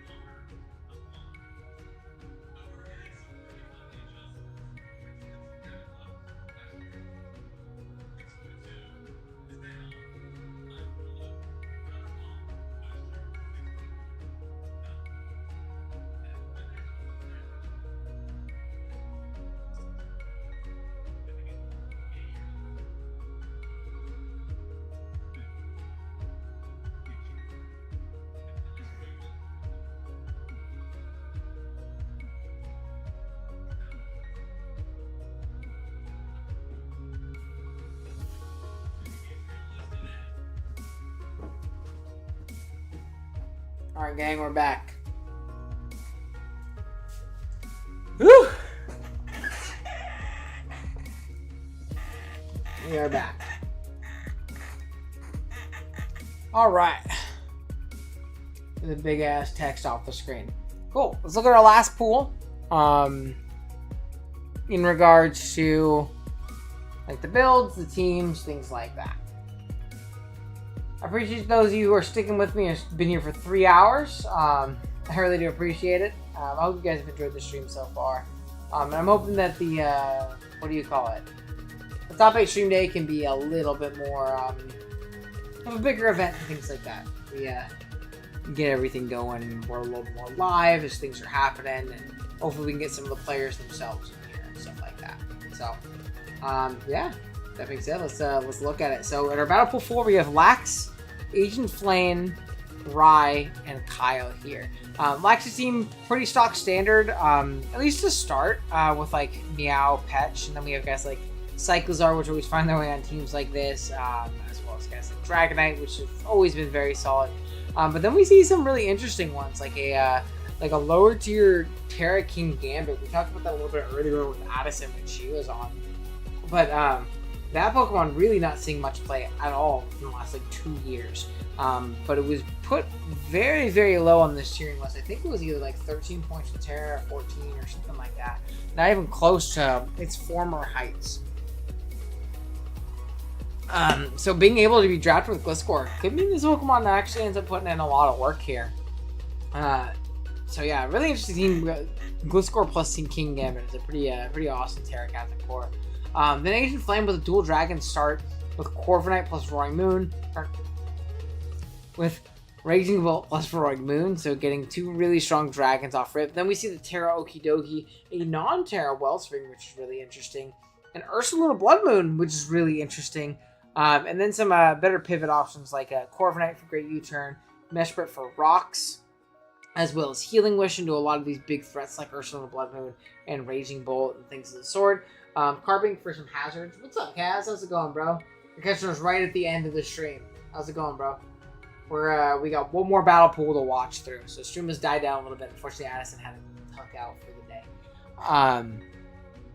Yeah, guys like Ogre Pond. And we see yet another round 1 Roaring Moon, which is just kind of where this guy goes now. It's kind of just where he belongs. The days of getting Roaring Moon drop are just behind us. As Roaring Moon plus Lando, T is going to be the option here. Impeccable timing as always. There you go. Terra Cyclozar, Terra Goldango's our second Terra Goldango. Hoping to put in as much work as L5. It's a Pokemon I'm really, really high on. I really like Terra Goldango. We have a Ogerpon Hearthflame Mask, Glamora for some hazards, a Slowbro, and a Ninetales from Veil option. So I really like the screens option plus a lot of this setup. On guys like Roaring Moon, on guys like even Landers to an extent, not really. On guys like Goldango, on guys like Ogerpon Hearthflame, which are really scary. And dual removal options with the Ogerpon Hearthflame makes it a really scary threat. And then we have kind of the powerful combination of Tarot plus the what do you call it? The Keldeo here, Terra Keld, alongside a round 3 Landers Incarnate, second round 3 Landers Incarnate, I believe. Metagross, Sneasler, which is one I haven't seen in a while, alongside Terrain Buddy and Rillaboom. It's a little VGC action, but it's actually Terra Rillaboom, which is pretty cool. And then a last pick in Umbreon, which isn't a Pokemon I've seen very often at all this generation, outside of like for fun Wi-Fi leagues and stuff like that. So definitely some really, really interesting ones to start off. Our first game of the tournament, or of Pool 4 that we're going to see, is going to be Rye versus Lax. Lax obviously being silly guy right there with his Terra King Gambit, rocking with a Terra Fighting set in this battle. And a Terra Ground Gliscor, which does actually seem pretty strong as well. There's no grounders just on the opposing team. It's just the Landers, which you can kind of set up on pre-Terra. And then on Rye's side, we see Terra Steel Goldango and Terra Ghost Cyclozar. So let's go ahead and jump right into this one, kind of see how things are going to play out. We do see a Cyclozar lead into Glamora. Immediately it's going to pop it's going to have a balloon. It's not going to be popped by a Draco Meteor immediately missing, which is pretty brutal on the Cyclozar's end, because otherwise they'd be able to 2-hit kill, as you see right here. It's Life Orb Cyclozar. It'll be able to 2-hit kill without having to take a billion damage from the Glamora here. We try to rapid spin away a hazard while still picking a KO on the Glamora. But unfortunately, Raya is going to make a good play and pivot immediately out into Goldango as an overheat does end up popping. And also missing. So really, really not a great start for Lax here. Getting very, very unlucky early. Obviously, it's not going to do a ton at -2, but like free turns are never good. Free turns are never good. We do 41 here, which is pretty nice. I guess the idea is we want to kind of force a recover on that second turn. And the third turn, we're going to go for another overheat, as I believe this Goldango is going to nasty plot one more time. And knowing we're kind of getting set up on at this point, we see a pretty aggressive play here, doing hard Dragonite on another recover. If we just saw a Make It Rain there, this is a KO. Though I do understand, right, like recovering back up to full as a Dice to Life Orb, we're in a great spot. I think that's kind of why Lax realized I have to get onto my D-Knight now, or something now. As D-Knight's actually going to end up outspeeding this with a Fire Blast, showing that it may have been Choice Scarf. I never really found out if it was just because this Goldango was very bulky, or if it was because this D-Knight was Scarf, but it did take rocks on the switch in, so it doing 68% with Fire Blast here is really nice, because otherwise Goldango really struggled getting revenge killed by, I mean, anything at all. We already see Maelstrom come in, does kind of force a KO here with a knockoff, as Glamora is going to end up going down. T-Spike goes up, but we can always stop that with our Petra Run, as we do see Ninetales come hard out as we knock off a potential Light Clay, but it actually ends up being Choice Specs, and because we knocked it off, we're barely able to live that hit.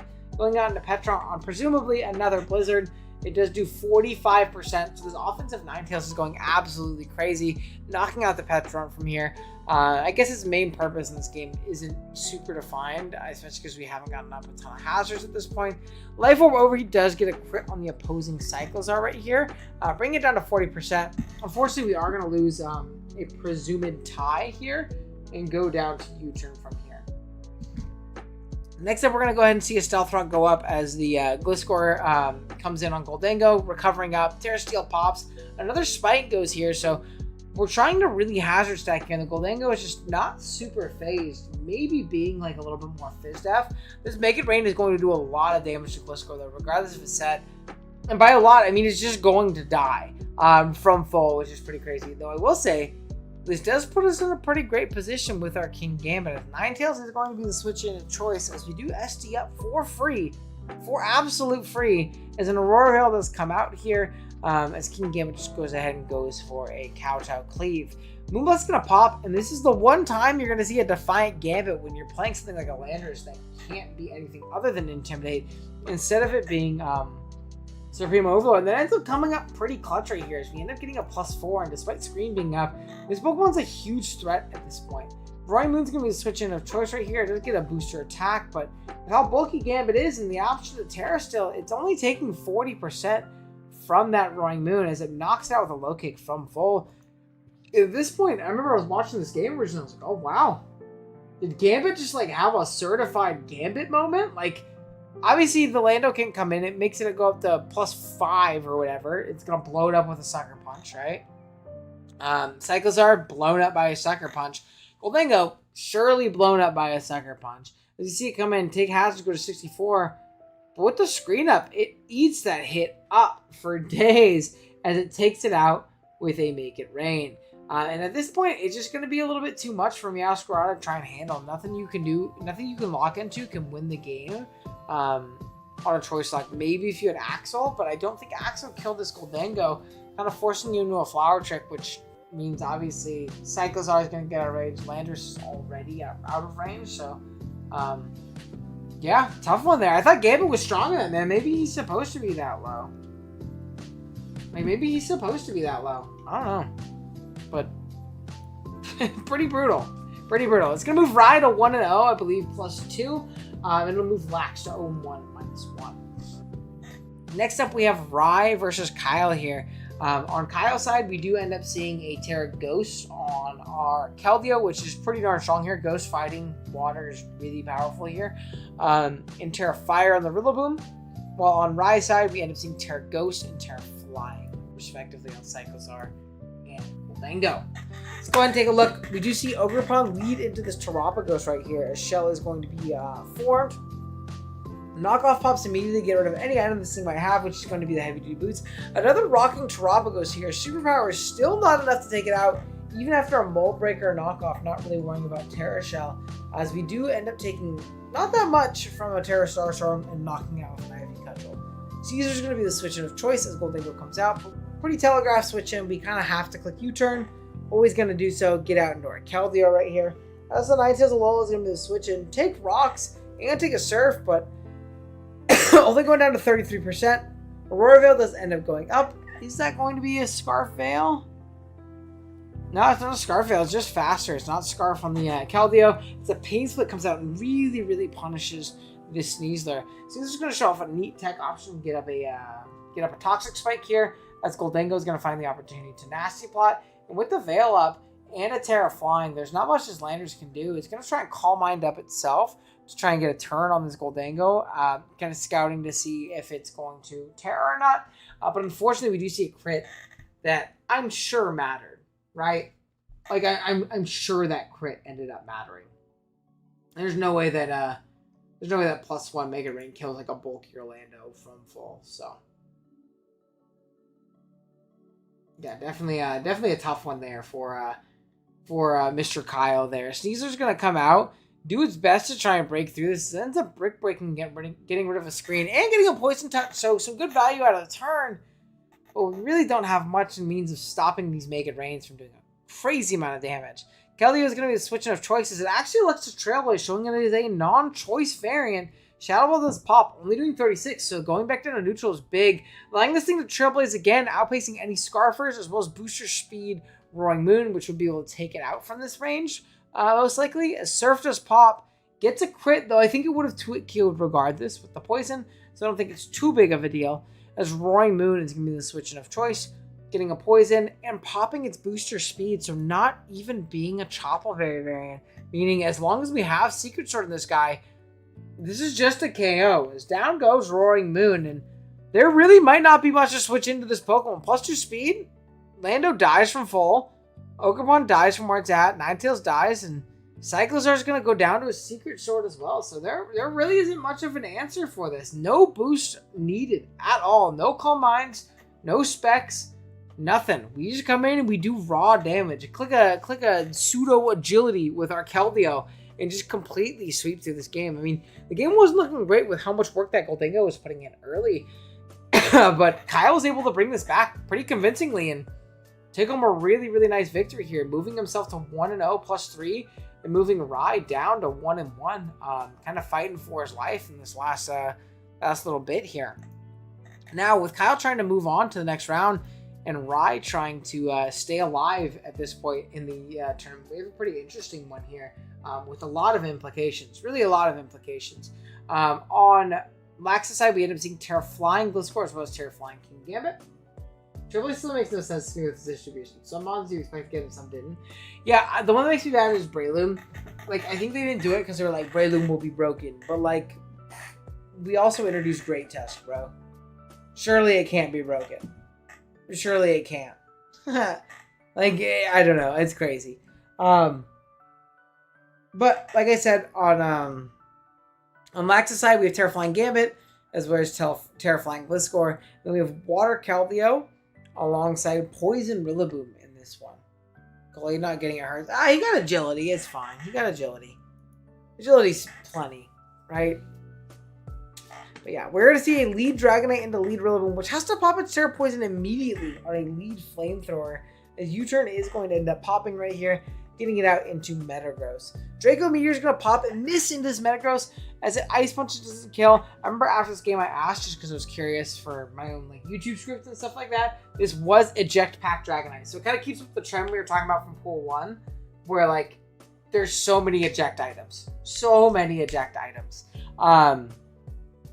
Unfortunately missing there though, and not only like missing and not doing damage, but like not getting the free momentum out into something else on an Ice Punch, which would have been this game in this instance. Looks like it is Psychic Noise and Knockoff and Rocks in its last couple of slots, as this Gambit is getting off crazy damage and crazy work. As a Thunder Wave just pop into this Metagross, as it's just knock off an item, and Laxing's a really great play in Thunder Waving the Sneasler right here. Really punishing it for trying to double in on that switch, and basically eliminating this Pokemon from the game. Like, it being paired, plus Petron existing, this guy's dead. And then making another really aggressive play. Lax realizes, like, hey, man, close combat is tough for you. I can Terra Flying, and I got a whole ass Petra and a whole ass Gliscor. You better U-turn, bro. Because I'm not, yeah, like, or you're going to U-turn. Not you better. You're going to U-turn. And Landers does come out and has to take a fat kowtow. So, I mean, this Gambit, getting a crit on this last Sucker Punch, which definitely mattered, like, is just putting in insane levels of work in this battle. I mean, it really shouldn't have been, but it's putting in insane work. And now the pressure that we, like, placed earlier in the game by saying we forced this Sneasler. It has to close combat here. Otherwise, like, you just might lose the game. And Petron's going to find its way in and be able to click a really strong Shadow Ball. You only do about 30, but yeah, what the hell? Gambit is broken? Apparently. Gambit, even without Terra, right? Terrapagos is going to come in and show to not be Shell. Poison Puppeteer is going to pop as a Toxic ends up happening. Meteor Beam is going to do a lot, but this is Split F Petra we're talking about. This guy isn't going to take enough damage. We can kind of just recover off a lot of this damage. Earth Power is going to crit, but we can still live rocks from this point. So we're not in a terrible position. It's not a great turn to get crit, but it's definitely not the end of the world. We're going to Parting Shot here to weaken this guy and then get back into our Petron potentially as, I guess we go into Meowscarada to exert a little bit more offensive pressure. Because if we get into our Petron and just click recover over and over, it's not +1 anymore. So it's really not that bad of a position. Regardless, we're going to U-turn on Sneasler as Petron does come back out this turn. And we're just going to go ahead and start recovering up. As Throat Chop is going to pop crits for 58, which is a little scary. You just can't get double crit right here. And thankfully, a little bit of justice is had as it does end up getting full parried right here. Throat Chop just pop for 37. Shadow Ball isn't going to be enough to knock this thing out, but it will be 2 at KO range, and we can kind of just recover up until this thing gets parried again, right? Or until we get pretty darn healthy. Healthy enough to where, like, we're not worried about getting hit by an attack. And we can still live hits from guys like Terrapagos and things like that. Even potentially Keldeo. We do get a peril on the absolute perfect turn as it gets up to 97 before taking this guy out. Out comes Rillaboom. While this Terra Poison can avoid Malig and Toxic, it cannot avoid a Parting Shot as Cyclozar is going to be the switch in of choice. And you'll see this Cyclozar is here to do some damage. It clicks Choice Band Double Edge, which may have mattered on this crit. I'm sure it's Fizdef Rillaboom, so I'm sure that ended up mattering. But it's just going to completely knock this guy out. So the Rillaboom is gone, Sneasler's gone, Landers is gone, and we still have damn near a full health King Gambit, which is really good into this Metagross and really strong into this Poison Terrapagos because we can get a strong sucker off. As well as this Keldeo coming out, as it is going to Vacuum Wave and knock out the Cyclozar, but I mean the damage is done. It's Life Orb Keldeo. Gliscor can come out and really put in some work, as it is going to Terra Flying as Icy Wind does pop. Doing 43, meaning we can take 2 of them at least. But Dual Wing Beat is not quite enough strength. This is a very bulky, non-attack invested Gliscor. We're going to see yet another Poison turn pop. We're going to go ahead and click a nice Protect, as we will definitely get blown up by a Life Orb Surf. So, all things to keep in mind. Obviously, we don't want to... you know what? I was going to say we don't want to sack it, but I guess, like, at this point, do you need it for Metagross? No. You don't need it for Trop either. No, you just get a free switch and get into your Petron. Take a lot of damage here, but not that big of a deal. We can just recover it off as the Life Orb does take out Keldeo.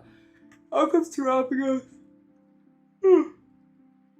As you do to click Parting Shot, unable to actually hit that thing for like real meaningful damage. And the -1 Earth Power does absolutely nothing.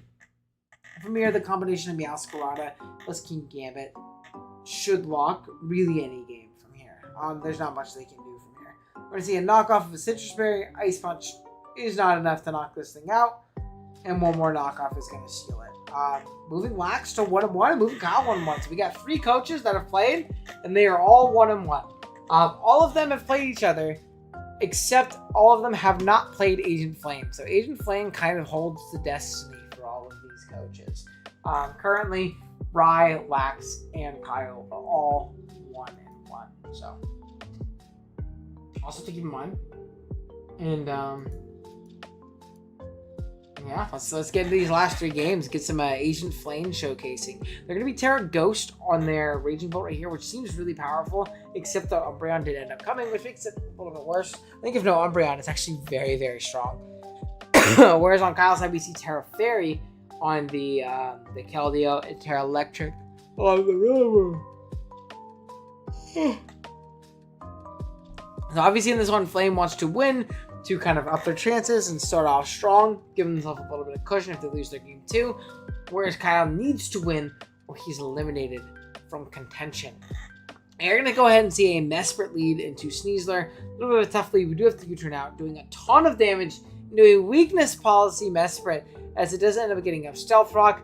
Umbreon is going to be the switching of choices. Corviknight comes out, maybe not packing Dazzling Gleam. But that's pretty tough considering, like, if you got damage on this, your Ghost guy looks ridiculously strong. Foul Play is going to pop into Ogerpon as we U-turn once again on Umbreon. Popping another eject button, our 6th eject button of the entire tournament. Let's go Flame, Slay Queen, True. As we do see Okidogi come out here on a land, or you see Landers come out on Okidogi. Get a couple free rocks, assuming it didn't want to switch in. As Ogerpon comes in for free, clicking a nice and strong Ivy Cudgel on Mega. We do see a Psychic Fangs here as a Spike ends up going up as well. I'm expecting a potential Synth. You see Sneasler come out. It thankfully doesn't come out on an Ivy Cudgel at least, but not on a Synth, as it does end up getting yet another Spike. And these hazards are really going to start to chip away. Let me tell you, they're really going to start to chip away. Roaring Moon comes out as it's actually Scarf Explosion Metagross taking out Roaring Moon, which is incredible value for the Metagross. Taking out that Roaring Moon that really just had no answers up to this point. Terra Blast Ghost is going to come out and kill the Sneasler, which is also Scarf, so lots of niche Scarfers. Umbreon's going to be the switching of choices. It's going to find the opportunity to heal up with either Moonlight or Wish. It does go ahead and click Moonlight, as we can go ahead and click just a fighting move with our Okidogi. If we get a poison here, things are looking pretty scary. Unfortunately, we do not. So things are not looking very good for us. We're going to go ahead and see an Earth Power as our Ogerpon goes down. I'm assuming going into that over Corviknight just because we're expecting potentially like a Gravity. Which would have been a little bit scarier because then we'd have to basically give it a Pokemon. I would click Ice Punch there. It was super free. True. Favorite's going to come out and hit the Keldeo on the switch-in, which is a little bit unfortunate for Kyle, as it does end up just clicking a Spec Surf and absolutely blowing up our Raging Bolt, which is crazy. Close Combat does come out here, though, and does pick it off. Next up is Rillaboom, which is really going to struggle into the legs of like Corviknight and things of the sort. It does Terra Electric and show off a Seed with Booster Defense, which may be enough to just beat this Corviknight. We are Terra Electric. There's not much this Corviknight can really do back to us, especially if we just have the Terra Blast Electric and just knock it out, giving Kyle the move on to round number 2 with top 8. So go win by hand. Great tournament. It's cool seeing the Terra Rillaboom go crazy. It's cool to see the Scarf Metagross go crazy. And yeah, pretty dope. Next up, we have Flame here, once again going against Lax here. Lax is rocking out with just a typical squad of folks, whereas Ursaluna Blood Moon makes its debut here, and hopefully it can do pretty well. It looks like they fucked up and didn't do Terra Preview. It's Ghost Gambit and Fairy Gliscor.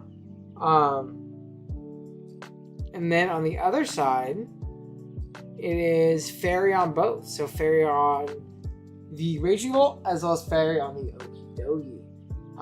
Let's go ahead and jump into this though. We see once again Lead Dragonite. Lax really liking this Lead Dragonite in these games. Flamethrower expecting the Corviknight to come in. Unfortunately, it does not, as Mesprit is going to switch his choices. We boost up, get our multi-skill back, which always seems nice. Pop a Draco, crit, another eject pack. It does pop in a eject pack, which is really nice, especially getting the crit on that turn. Now we can just kind of spin forever, right? We spin here. As the Mesprit is going to Healing Wish immediately, so there's a Healing Wish in the air. We gotta keep that in mind as we commentate for the rest of this game. Okidogi is going to go ahead and click Bulk Up and then Terra Fairy immediately, but it is Fasty Knight with a really strong Encore here, completely stun locking this Okidogi. Completely stun locking it. With the right investment in the policy, Blender can one damage everything. That was the King L5 theory when you have Kurt draft, which is pretty funny. Psychic Fangs is going to come out into Petron, and being that this thing is Terra Fairy, it is like super forced out into the Ursaluna Blood Moon, as it does end up getting hit in Confusion as we Toxic. I'm presuming we have to be some kind of Sugar Berry variant, otherwise like I take a lot of damage for kind of no reason. Blood Moon's going to come out, not going to do much to a pretty much max Spadef Blitzcore, it looks like. And I'm sure we're going to see a hazard at some point. No, we see SD. Interesting. This could be enough to break through. Uh-oh. Not when that guy bulks up. That's for sure. We're going to go ahead and see a Brave Bird right here. We do threaten this thing with a really strong Flamethrower this upcoming turn. So something else to keep in mind. We do end up boosting it to full. I suppose it's completely fine, because if they don't attack you, you can always just Encore them, and then they're screwed that way. We're going to see a Roaring Moon quick knockoff into a Citrus Berry, showing it as a Life Orb, as Toxic does end up coming off, bringing this thing down to a pretty tough timer at this point. Obviously, it is Life Orb, and it is very strong, but it's not going to last forever. But my VGC Bear, though, that guy is so broken there. It really is super annoying to deal with. I'm going to go ahead and see a U-turn on the Ursula Blood Moon, as Gliscor does find its opportunity to get back out, which is obviously really nice. Hopefully an SD, no, or Modificon. Okay. You can definitely break through Corviknight if it's on bulk up with that, but being the fact that it is bulk up, it's a little bit tougher. So it is going to show the bulk up right here as Gliscor does SD, hopefully forcing some kind of like attack or another setup move, as Dragonite is going to be forced in. I think a really strong Flamethrower here, as it does the Okidogi. Again, all good things, all good things. Rest comes out on the Dogi, which is very interesting. Rest of Chesto, which is even more interesting. We'll go ahead and Axle 3 times, just trying to chip this thing down. Terrablast Fairy is going to be, we're going to be saved from that guy, because we did end up clicking, what do you call it? Changing our type of party. What's up, Bono? How we doing, bro? I don't know if you can see it. My eyes are glazed over. I'm tired. 3 hours deep. I was streaming with Addison earlier. Hopefully Ban with a Meow with Fug. Yeah, a little bit. I mean, Ban can like help you push through guys like Corvi pretty comfortably, especially if you can knock off their helmet. Yeah, I'm very tired, Thriller. We've been streaming for about 3.5 hours and we're done with this. Only got 2 more games, but holy shit, I'm tired. I went straight from like work to this. All I've had is ramen and 1 coffee. We're gonna go ahead and force out this Blood Moon here as we do end up facading. Gonna take a little bit of helmet. No point really SDing. We can't really do anything. So, man, my mental brain is always exhausted. Yeah. Life of a working man. Life of a working man. We're gonna go ahead and see D-Knight roosted up on the Raging Bolt coming out here. What was the Raging Bolt Terra again? It's not going to matter, as Agent Flame does not Terra their Raging Bolt and takes a big Volt. Oh, it's not gonna matter because it was Terra Feria the Dogi. It never could Terra. It never could Terra. This is the nickname. It looks like it's the only nickname Pokemon too. Gliscor is going to come out here. Corvi comes back out.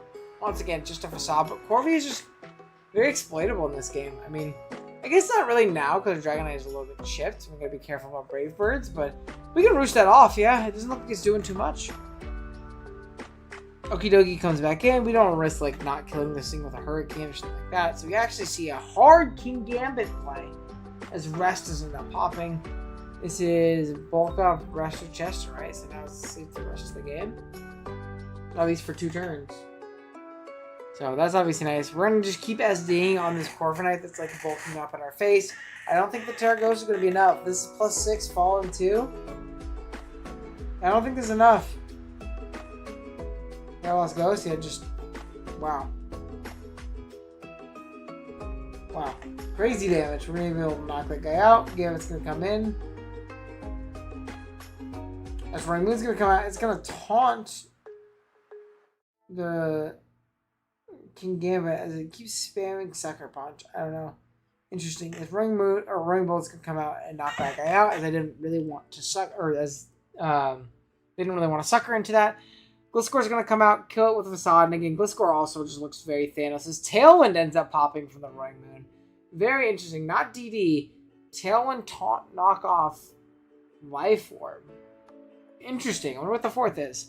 You see a knockoff into Meowscarada. Down it goes. As Meow isn't super needed anymore, as the combination of Gliscor plus Ursaluna, or the combination of Gliscor plus Dragonite should take on Ursaluna Okidogi. This guy is like locked into sleep turns and doesn't actually have a move that threatens Gliscor very much, as we're going to see a Facade do a ton of damage to the Okidogi, and 1 more Facade knocks it right out.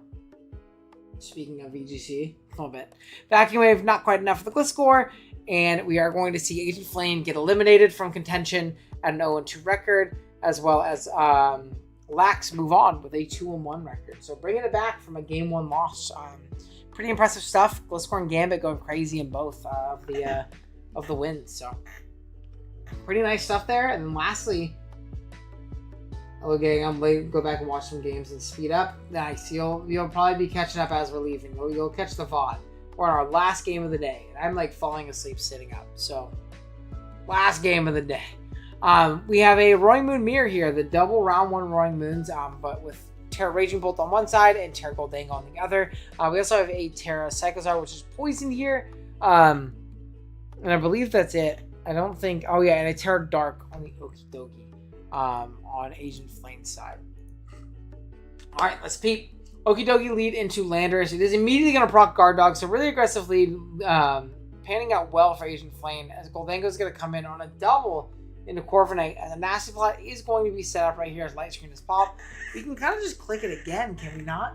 Yeah, there's not much that immediately threatens this guy, other than going hard into a Blood Moon, which just like, doesn't seem correct. We are going to be Cold Burst, we're going to take absolutely nothing from that hit right there, as we do just end up recovering up the full. As our Ursaluna comes out.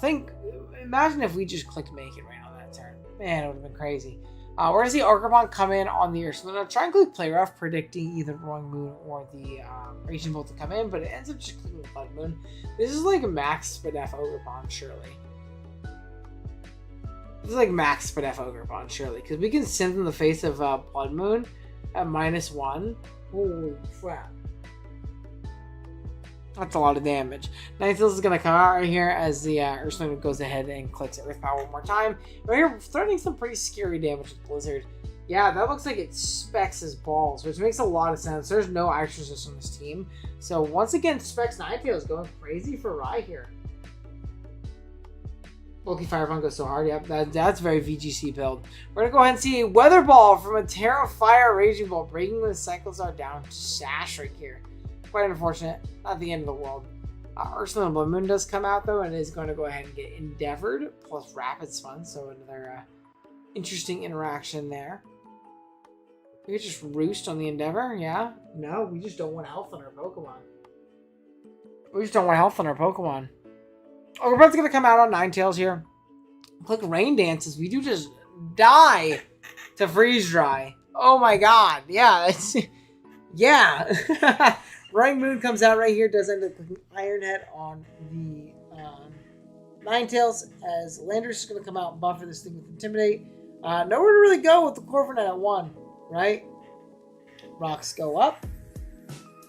Raging Bolt on a U-turn. It is going to be Boots on the Bolt, which is good considering your Terrifier. Roaring Moon's going to be switching a choice. EQ is just not going to be enough. Dragon Pulse not going to be enough either. Wow, that's a bulky moon. Holy shit, he ate that. You're going to go ahead and see a Rock Stack right here as Roaring Moon just come back out. Kind of really relying on a Speed Tie. Not getting it. Going for a Lash Out and knocking this guy out. Next up we have Landorus, which should just lock up this game no problem. We're going to go ahead and U-turn, or we're going to go ahead and Iron Head and go for a Flinch. That's kind of our only out. Otherwise we just lose the move EQ. Don't get it right there. Out comes Raging Bolt, and it goes down to yet another Q. And that's gonna be it, y'all. That's our standings, or that's our pool play. So let me go ahead and give you guys a little bit of a bracket picture, kind of let you guys know what's going on going forward. There'll be another stream like this, but it'll be a little bit more of a bigger event because we are going to have a top 8 stream day. However, we did have 10 people finish with a record of 2-1. By the way, you know one of my friends won today. Where'd they win? There's one of the coaches from here. Nice. There you go. That's pretty dope. But yeah, we are moving on to the top 8 portion after some plans. We had 10 coaches. 10 coaches finish at a 2-1 or a 2-1 or better record. Our 1 seed was K-Crick. Our 2 seed was Sage. Our 3 seed was Genius. Our 4 seed was Kyle. Our 5 seed was... Oh my gosh, who was our 5 seed? Who's our 5 seed? JCM. Our 5 seed was JCM Shadow.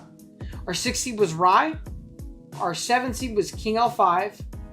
Our 8 seed was Lax. Our 9 seed was Agency. And our 10 seed was Habita. In order to get to a top 8, our 7 seed will be playing our 10 seed in a play-in game, which is King L5 versus Habita. And our 8 seed will be playing our 9 seed in a play-in game, which is Lax versus Agency. Those games will be played this Sunday. They will be open and live. You guys can watch the games live. I'm going to have them ping the spectators so that they can watch it live. We'll talk about it on stream before top 8. The winners of those games will slot into the 7 and 8 seed based on where they finish in their actual seeding. If Habita wins, he'll finish as the 8 seed because he's the lowest seed possible. That kind of thing, right? Once we have our top 8, I'm going to get with all the coaches, find a day in which they're all available for 3 or 4 hours, so they can all just lock in and play their stream games. We'll go top 8, which will be 4 games, we'll watch live. Top 4, 2 games, we'll watch live. And then obviously grand finals. From there, we'll decide who wins the greatest showdown and who the best SV player is via this tournament. In the season round, that's awesome. So once we do that, we'll have the end of the tournament. So I'm going to go ahead and open it up a little bit later today to people to be able to watch replays. I'm going to open up this replays channel. You're more than welcome to see this as well. I'm going to open up the doc so that you guys can see the doc as well. If you guys want to draft or base your draft board on any of this or kind of see what people drafted, that will be available to you guys as well. And I'm going to go ahead and drop the standings in the bracket for that as well. So, yeah, I hope you guys all enjoyed the pools portion. I think there are some great games here. And yeah, you guys are more than welcome to check them out on your own time and things like that as well. Thank you to Addison, who's not here anymore, but hung out with me for a good 2 hours of the stream, good 2.5 hours of the stream while we got through the first 2.5 pools when I finished up by myself. But I hope you guys enjoyed. Nonetheless, drop a like if you haven't. I'd really appreciate it. Helps me out a ton. If you haven't subbed, please sub. On our way to 10k subs. It's a big goal. I need your help reaching it. Especially if you like tournaments like this. I want to make this something bigger. I want to run more TTM community-wide tournaments and things like that in the future. And kind of build off of this tournament. And yeah, I appreciate you guys' support. So thanks a ton.